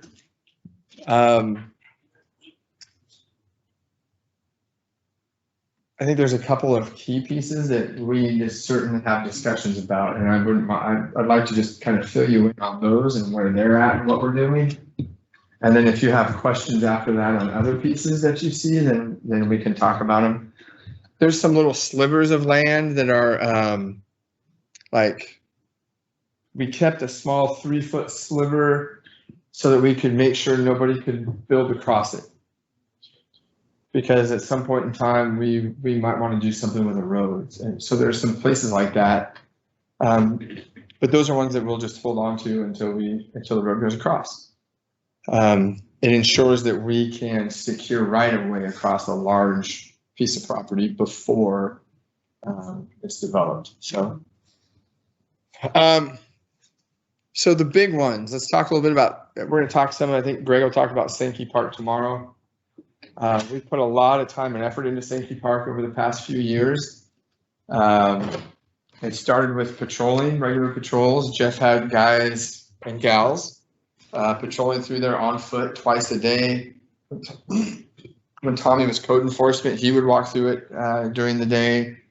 The officers are physically getting out and going through the park now, and that has helped clean up calls immensely. Our calls are at Sankey Park, and now we have security cameras and other things. Sankey Park calls are recorded. Yeah, they're not anywhere close to what they used to be. Sankey Park has been cleaned up significantly, and I think if you go there now on a day with good weather, there's families there anytime the sun's out. So we're accomplishing that. We're still making changes there. We're still making some upgrades. Still have some work to do. So that's Sankey Park. You are going to see, hopefully within the next couple of months, architects come in. So if you recall, one thing we started to do prior to COVID was investigate the reality of a new library building. We had consultants come in, they did a big study on the building. They had 3 or 4 public input sessions where they asked people about the library, surveyed people, does it meet your needs, what does it need now? And they have a draft of that report, and when COVID hit, we stopped the work because revenue-wise, we didn't know what to expect. So we actually had a meeting this week. Rose is still involved in that process. I asked her if she would like to stay involved in that process after her retirement, and she had a big smile on her face and said, please. So you can't turn Rose down when she smiles and says, please. So Rose and I sat down at a conference call with the architects to kind of pick back up where we are or where we were. We're going to have a meeting internally with Brandon and talk some finance and some options, and they're going to come to the council and report. Why is that important? Because the location that they are favoring right now is the old city hall. They would like to demolish old city hall, use that parking lot that's already there as parking, and construct the new library at the old city hall. That's going to be their recommendation to you. The old Knife River property, we own it. We've been trying to work with shedding on the development of that now for a while. The last place we were at prior to COVID was trying to work together to get someone to come in and do a public input process and actually come up with a hard design. Joe came up with what I call an engineer's version of a conceptual drawing. Most conceptuals have light colors and not perfectly straight lines. Joe's is an engineer, so it's got hard colors and hard lines. But it was a starting point, and it's kind of what has gotten the vision moving forward. So hopefully we can get back in the room with shedding and start working on some of those things. We're already still working with and trying to find partners. The mayor has led a couple of efforts to sit down with some people who are potential partners, and we'll continue to work with them.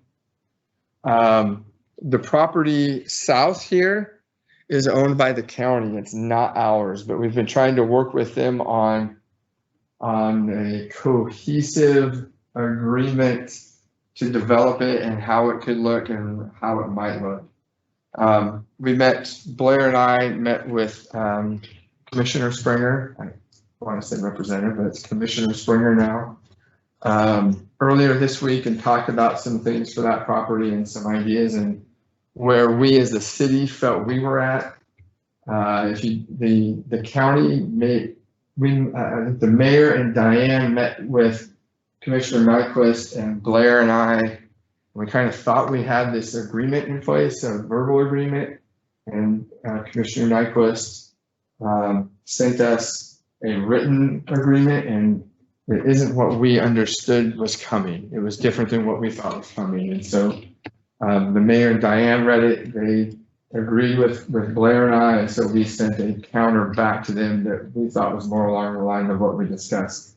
That was July. July was their offer, our counter was in September.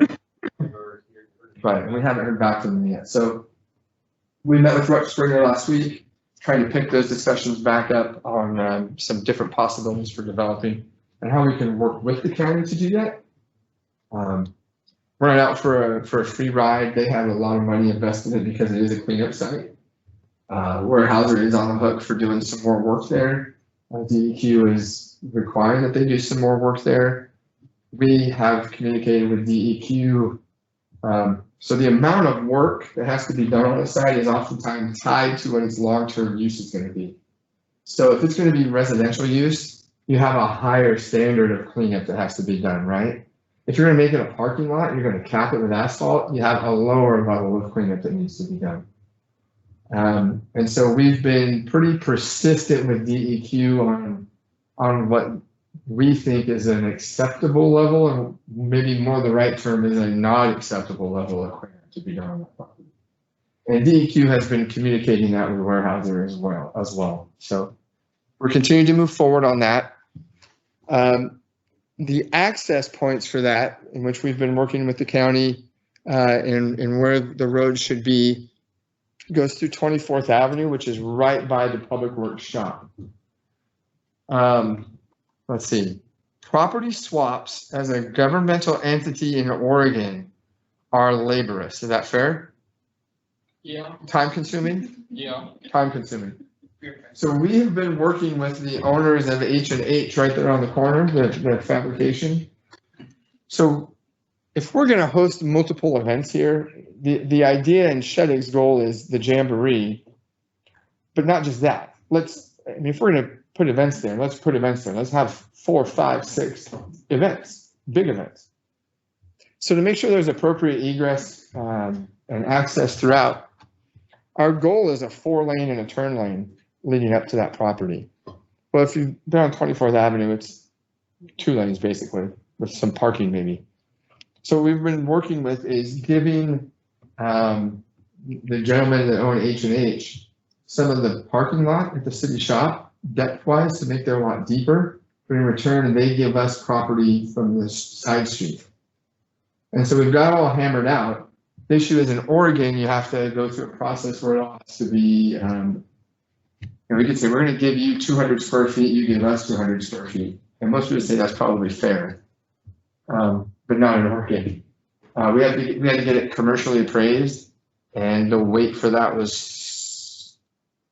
It took 4 months, I think, Yeah. just to get the guy to have the time to. Yeah, and then to get the report back saying that, yeah, it's a fair trade, this time on top of that. So we're still in that process. Right now, what we're waiting for is they've become nervous about the property because of what its use used to be. And so they've asked for a report from us, basically from DEQ, giving it a clean bill of health before they accept the property. So we're in that process with DEQ right now.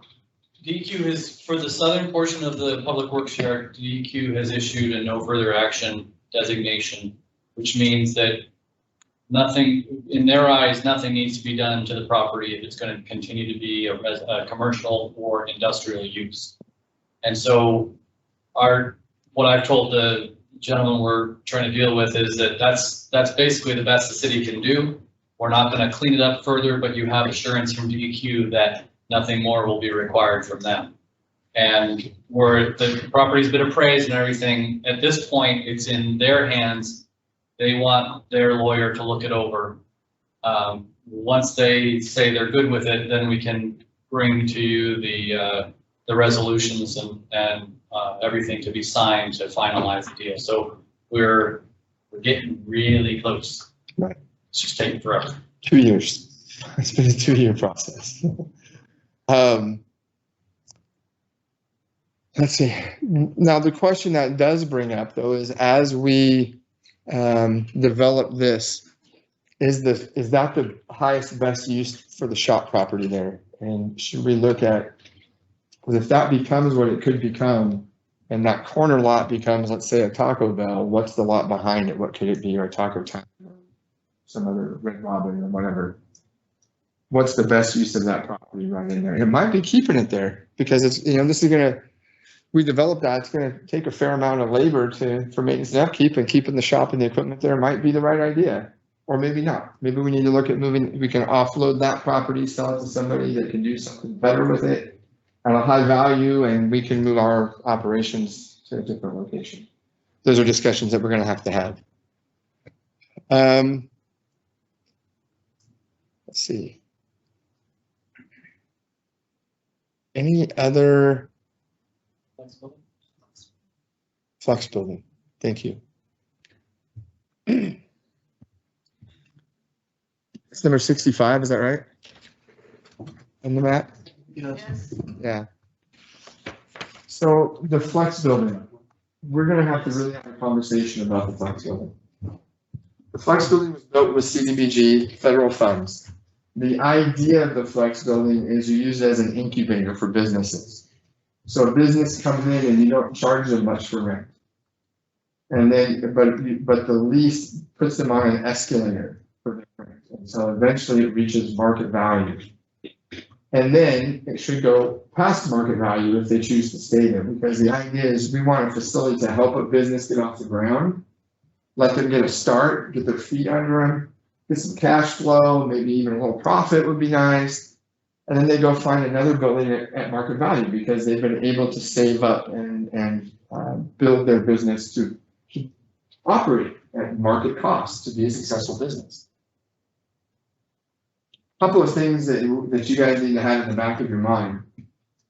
The people who are there now, they employ 12 people, 10 to 12 people. Most. Yeah, most. They've been there a long time. They're not paying market value.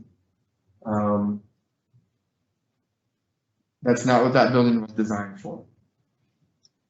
Easy decision. Hey guys, you need to go, we'll help you, but you need to go find a building so we can let another building start or another business start up and create more jobs for our community. There aren't really other buildings for them to go into. There just aren't a lot of big open buildings here. So where are we pushing them? Lebanon, Albany? Or do we double down and build more buildings? Maybe we go get some more federal funds and we have additional flex spaces. And then if we were helping 3-4 businesses over 4, 5, 10 years, that creates a market for somebody to go out, or they now get healthy enough business-wise, they can go find property and build a building to suit their needs. So we need to probably have a deeper discussion about that. Our goal certainly is not to put anybody out of business, but I think we just need to be aware that that building's not doing what it was intended to do. And maybe we just leave it. That's an option too. Maybe we just leave it. Okay, it's up to you, but we just want to have that discussion with you. One thing that's important to add is I will note that there are other communities and folks at the state who think it's amazing that we have a facility like that. It's very rare, especially for a community our size, to have a space like that. And so if you talk to anyone outside of Sweet Home, among economic development professionals and among business org and those types, they're going to be like, you cannot get rid of that. You need to get it back to its original purpose, because that's amazing that you have that. But it does put us in a bind, because we need the private market to step up with a place for these people to go. And right now, we don't have it. So is that property big enough that we could go out for some grants and put another one on that property? Because it looks rather large. It's a pretty good sized property. There's some elevation issues there with the going down towards the river. But it's a pretty large piece of property. Right now, the parking, the way it's laid out, it's clear that somebody was thinking about that when they built it in the first place, because there's enough space to build a second building the same exact size on the north end of the parking lot. And there's enough room there before there's a slope issue. Are there grants available for that type of investment through lottery or whatever? It was paid for originally with a CDBG grant, and so I don't think that it's not. I think clearly it would be eligible for something like that in the future. It's just a matter of when it comes to a grant like that, they're probably going to want to see an indication of what the property was originally used for. And I think that's where this hurts us when we're asking for more money, because they're going to say, yeah, but look what you did with the other one. It's not meeting its purpose. So the other one is the time frame that they've been in there, and has the cost or the rent to them slowly escalated to where that they're able to stand on their own legs? So the recession wreaked havoc in a lot of that planning. And COVID has wreaked havoc in a lot of that. So when we recognized it, we actually went out there and met with them, talked with them, and we're kicking around, okay, we need to have this discussion with them and see where they're at. And it's COVID. Now's not the time to put pressure on a business, right? I met with them last week. But Blair met with them last week, so. Go ahead. We just had a frank discussion about what the property was originally intended for and what their situation is. I tried to make it clear to them that I'm not the decision maker, and so they don't have to worry about being kicked out or anything like that. And then I would do my best as we have these discussions to make sure that if there was going to be any change, there would be plenty of time to get them well situated to move on somewhere else. But essentially, we just talked about what are their needs and what do things look like long term for them. They told me that in the past they had offered to buy it, but because it was built with CDBG funds, that was not possible. Because we'd have to basically pay out the entire amount of the grant back, probably with interest, which things typically work like that. And so they are open-minded. They basically said that they just don't. There's not another place in Sweet Home that they've been able to find that would meet their need. I think I haven't been able to get in touch with the owners, but the building where across from Ace that where Ty Square used to be, that should be capable of serving their needs. But I haven't been able to get in touch with the people who own it, and I don't know what's going on there now. Blair, is there some way we can get out of that grant and let them just give that away and not have to pay for that? You know what I mean? You mean is there a way we could ask them, say, hey, we've got, it's been there for 30 years. Do we need to? Would you just eliminate that? Have it be free and clear for I don't know if we could or not. I mean, we might. There might be an avenue to reach some accommodation with the feds. I don't know. Speaking from my economic development hat, we don't want to get rid of that. We want to make sure that it meets its purpose. And this will go into some of my presentation tomorrow about what our strengths are as a community when it comes to economic development. But having a place where we can nurture new businesses like that is huge, and is really a role that we can really play in the region. Sometimes that might mean that we lose some businesses as they grow, that we lose them to other communities in the region. That happened with Ty Square. And frankly, it's amazing that it hasn't happened with Heavy Shot yet, because you look at their business model and there's a lot of things fighting against us. But if we can be that place where small businesses get nurtured and get their start, And even if they do move somewhere else in the region, it still builds our regional economy and it still builds enormous goodwill for our community in the region. It's, you know, I would love it if there was a bunch of successful businesses in our county and in Benton County that all look to Sweet Home as their alma mater for getting their start. That would be, because a lot of times that results in, that goodwill translates into actual dollars coming back to our community. So I guess my question was, could we research that to see, because it's been 30 years, I think, right? It's been a long time since that building. We can research it. I guess what I'm saying is the main reason to research that is if you want to get rid of it. No, Because otherwise, why couldn't we have it without the thing hanging over our. there's nothing hanging over. There's nothing hanging over it. We don't owe anything to the feds at all for that place. It's paid for. It's done. We operate it. The only reason we would need to get out of it is if we wanted to sell it to someone and keep the money. Because that's why it wasn't sold to them in the past, was because it was built with that grant money. Does that make sense? Right.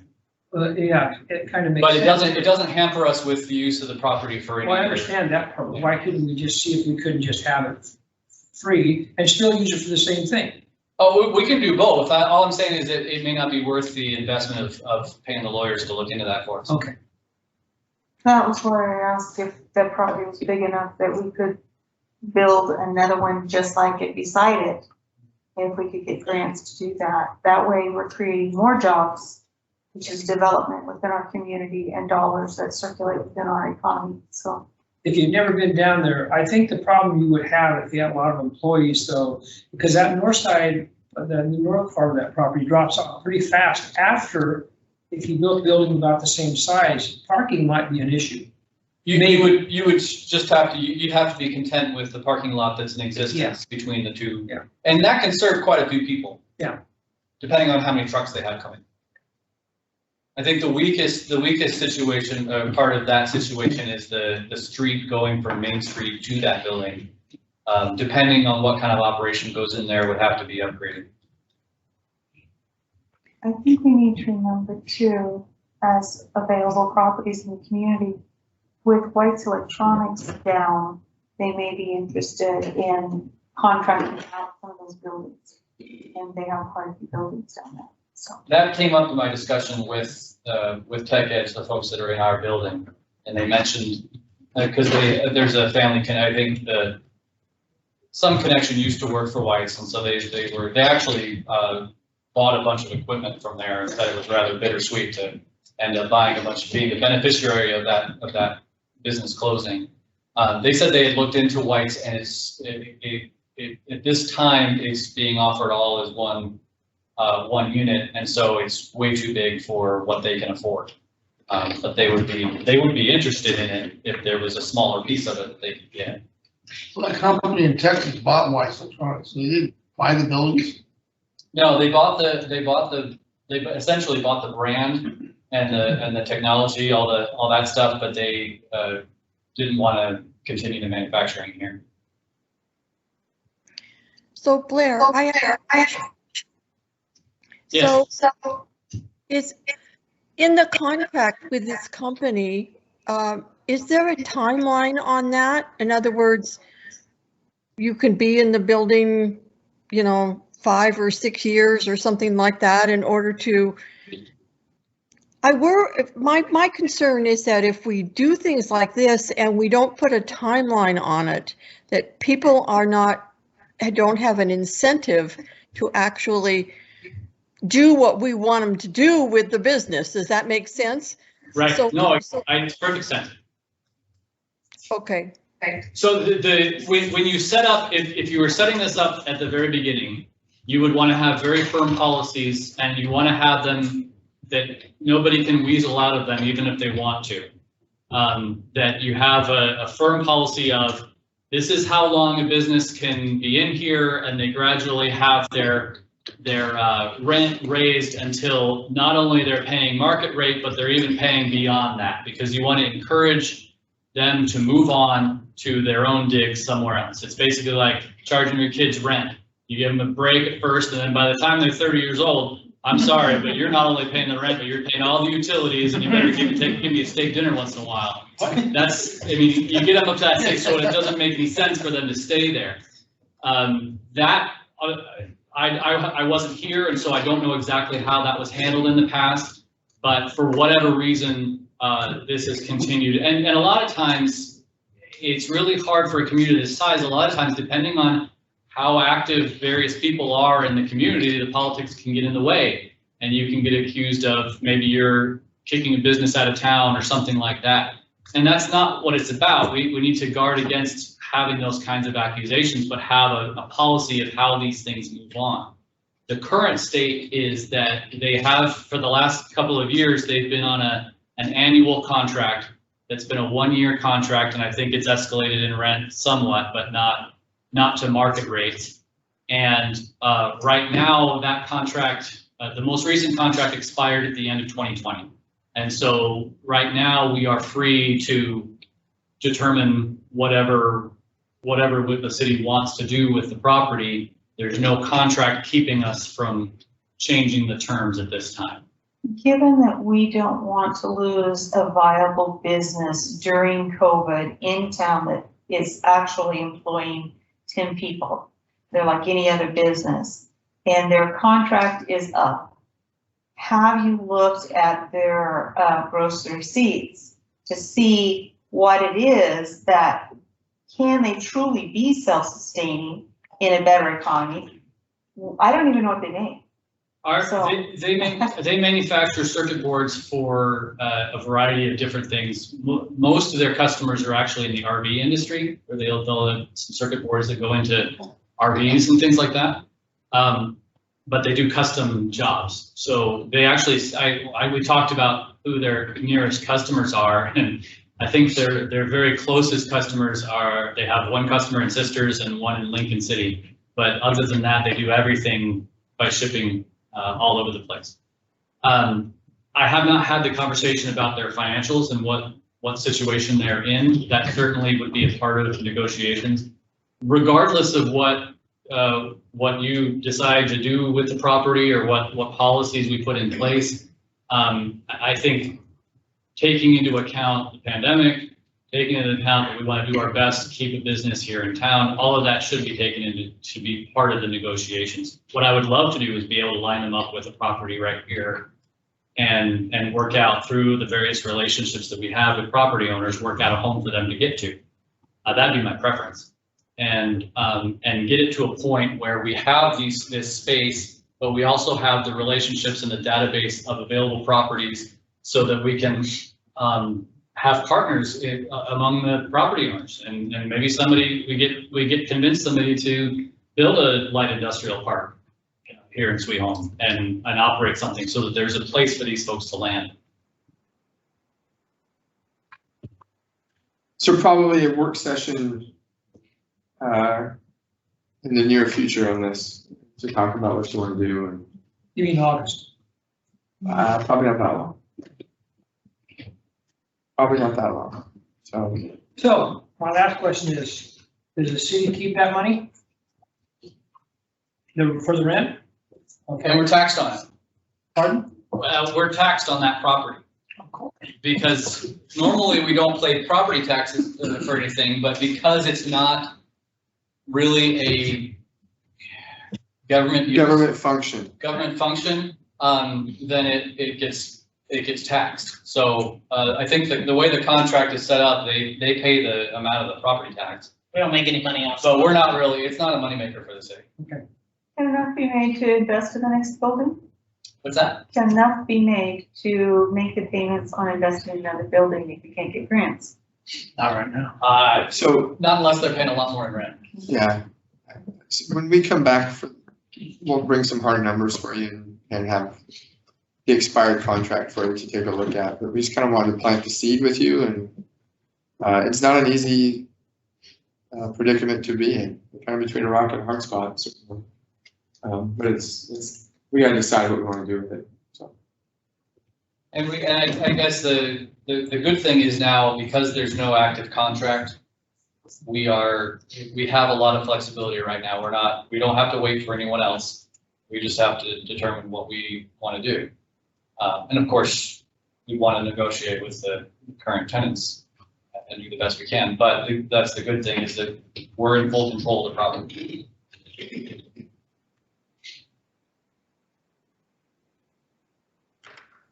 Joe, any pieces of property that pique your interest? Well, we have a couple of alleyways that would normally be public right away. We have one particular property, a small one, I don't know why we have, across the railroad tracks from the wastewater treatment plant. In the Holiday Mobile Park there. Yeah. And it's number 15. Right there, yes.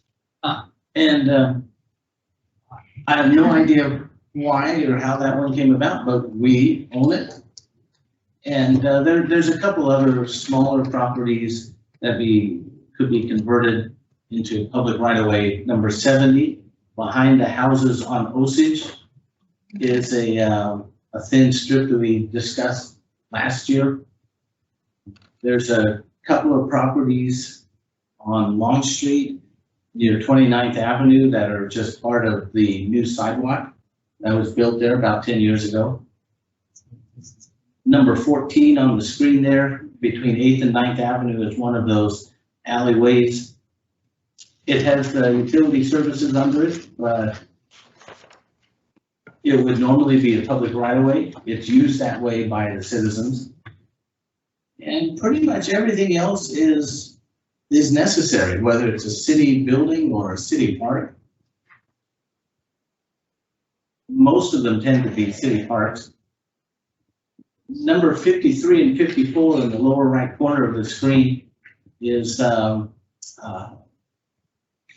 that used to be the Long Bell Mill Company, and that was a logging pond there. We have it as a wetland mitigation area for future use. It has been used in the past as that, and can be at any time in the future.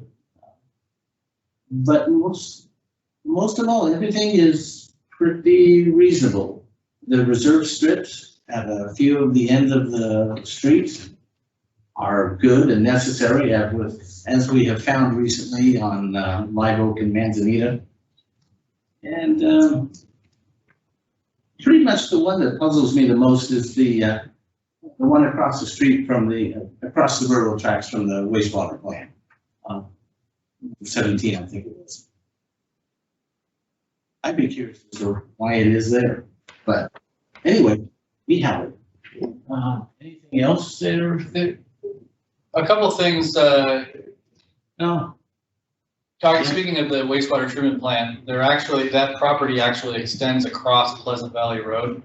Yeah. And so there's a little triangle there adjacent to White's Park that belongs to the city. And then, of course, there's also White's Park, which is not owned by the city, but was owned by White's Electronics. And last I talked to them, they were still interested in getting rid of that portion because it's across the river from their operation, or from the former operation. Anybody who buys it from them is not going to be interested in that property and probably is not going to want to maintain it. But it is a pretty spot. I believe they said they had offered it to the city in the past. It'd be interesting to see if they need anything for tax purposes to donate some land or something, because Is that what that park is? The parking? it has a sign on it that says White's Park, and really all it is a gravel parking lot. I like to use it for pipe staging materials when we start doing construction, that and across the street. Right. I like to go to Crazy Dog's Grill, get a hot dog, and then drive over and sit and enjoy the view while I'm eating my hot dog. It's nice, but it's there. It's not something that we own, but it's something that we probably could own if we wanted to. But it's adjacent to our existing property there. The reason we have that small triangle to the west of the Pleasant Valley Bridge is because that's where the original Pleasant Valley Bridge was. Mhm. Yeah. Before the flood. Okay, makes sense. 64 flood, I think. That makes sense. The other thing is, we do have a couple of pocket parks, some of which are intentional and some of which are accidental, it seems. But the Park and Tree Committee has been talking about them and wanting to at least get them named so that we can at least have some sort of amenities on them and let people know that they're public property. But some of them are kind of awkward and they're not very big. Well, the one at 10th and Elm really surprises me. I didn't know that existed, but it should be called Plum Tree Park, which hasn't been cut down. Wasn't that the one, I believe the neighboring property owner is interested in. Well, they are, but the thing of it is, it costs them so much money to get the thing changed that they really can't afford it. You know, and so it's a tough situation. They'd love to have it. It's not very big. It's what, maybe 15 feet wide and 25 or something feet long or something like that. And it's just grass and a tree that should be shut down. And a pear tree. It may be worth at least spending a little money to get rid of it so we won't have to maintain it. Yeah. And my guys won't call it Springman Park anymore. It's a great idea. And I get mad at them. I said, you need to go trim that, you need to mow that, you need to go pick up those pears. So name it something else. I don't know, man, the seed's planted. I think when we I'm got putting up a together sign. on a meeting, we all stuck behind this city hall, back behind here. With the mutual lots. There's a lot of property back here. Plus, we've got that refrigerating unit. Yep, and that's the next thing, and we got buying this property was a good deal, but when you consider buying this property with the building, with all the property back behind it, it has a ton of potential to do something, whatever that might be. We just need to decide, but it's certainly available for us too. So we'll start bringing property questions to the Admin, Finance, and Property Committee. And then they'll be bringing recommendations to the council as a whole. So it would be nice for the parson, if we were gonna give away that piece of property on 10th and Elm, what it costs to get that transfer. I'm assuming it's not cheap. I mean, it's not cheap when you think of the actual value of the land. Yeah. But it's mainly the cost of the labor, because you're gonna have to hire a surveyor to mark the new lines and then just do the recording costs. But I mean, it's not a huge cost, but it's high when you compare it to, what would you say, Joe, to do that is probably gonna be maybe a couple grand? Yeah.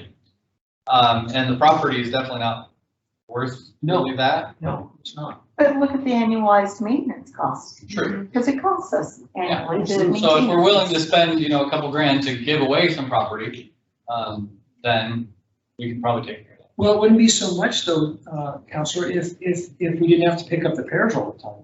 That's true. And if it is parks and it becomes a park, then we will put irrigation in it. Realistically, we would put irrigation in it at some point.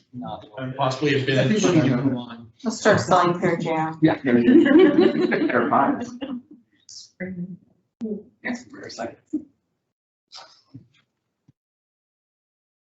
So, are there any other mysterious properties on the map that you'd like to talk about? No, I got a couple of grins like, right, I want to get the heck out of here. A couple more. Your guys' grins don't count. You can get a bunch of them. I honestly think beside us, there is a great place for a park, Yes, a council park. there we go. And then behind us, that building, although we don't need a refrigeration system, and I think it should be liquidated, including the refrigeration doors and everything, and turned into a place that we can better store some of the things we need to store and retain that piece. So I think it's something that in the future we'll be able to use to a better extent. Lisa, which one? The big building behind us, Yeah. we don't need to house baby trees. And so let some brewery buy it. You know? We are using it to store PPE that we've been giving away to to small businesses. So, I mean, and then we have some other stuff stored in there. So it's kind of used as a warehouse right now, and it's nice to have something with a loading dock for big shipments like that. Well, we want to keep the But- building. We yeah. just want the building empty so we can put more Christmas cards in There's no lack of space in there. it. Okay.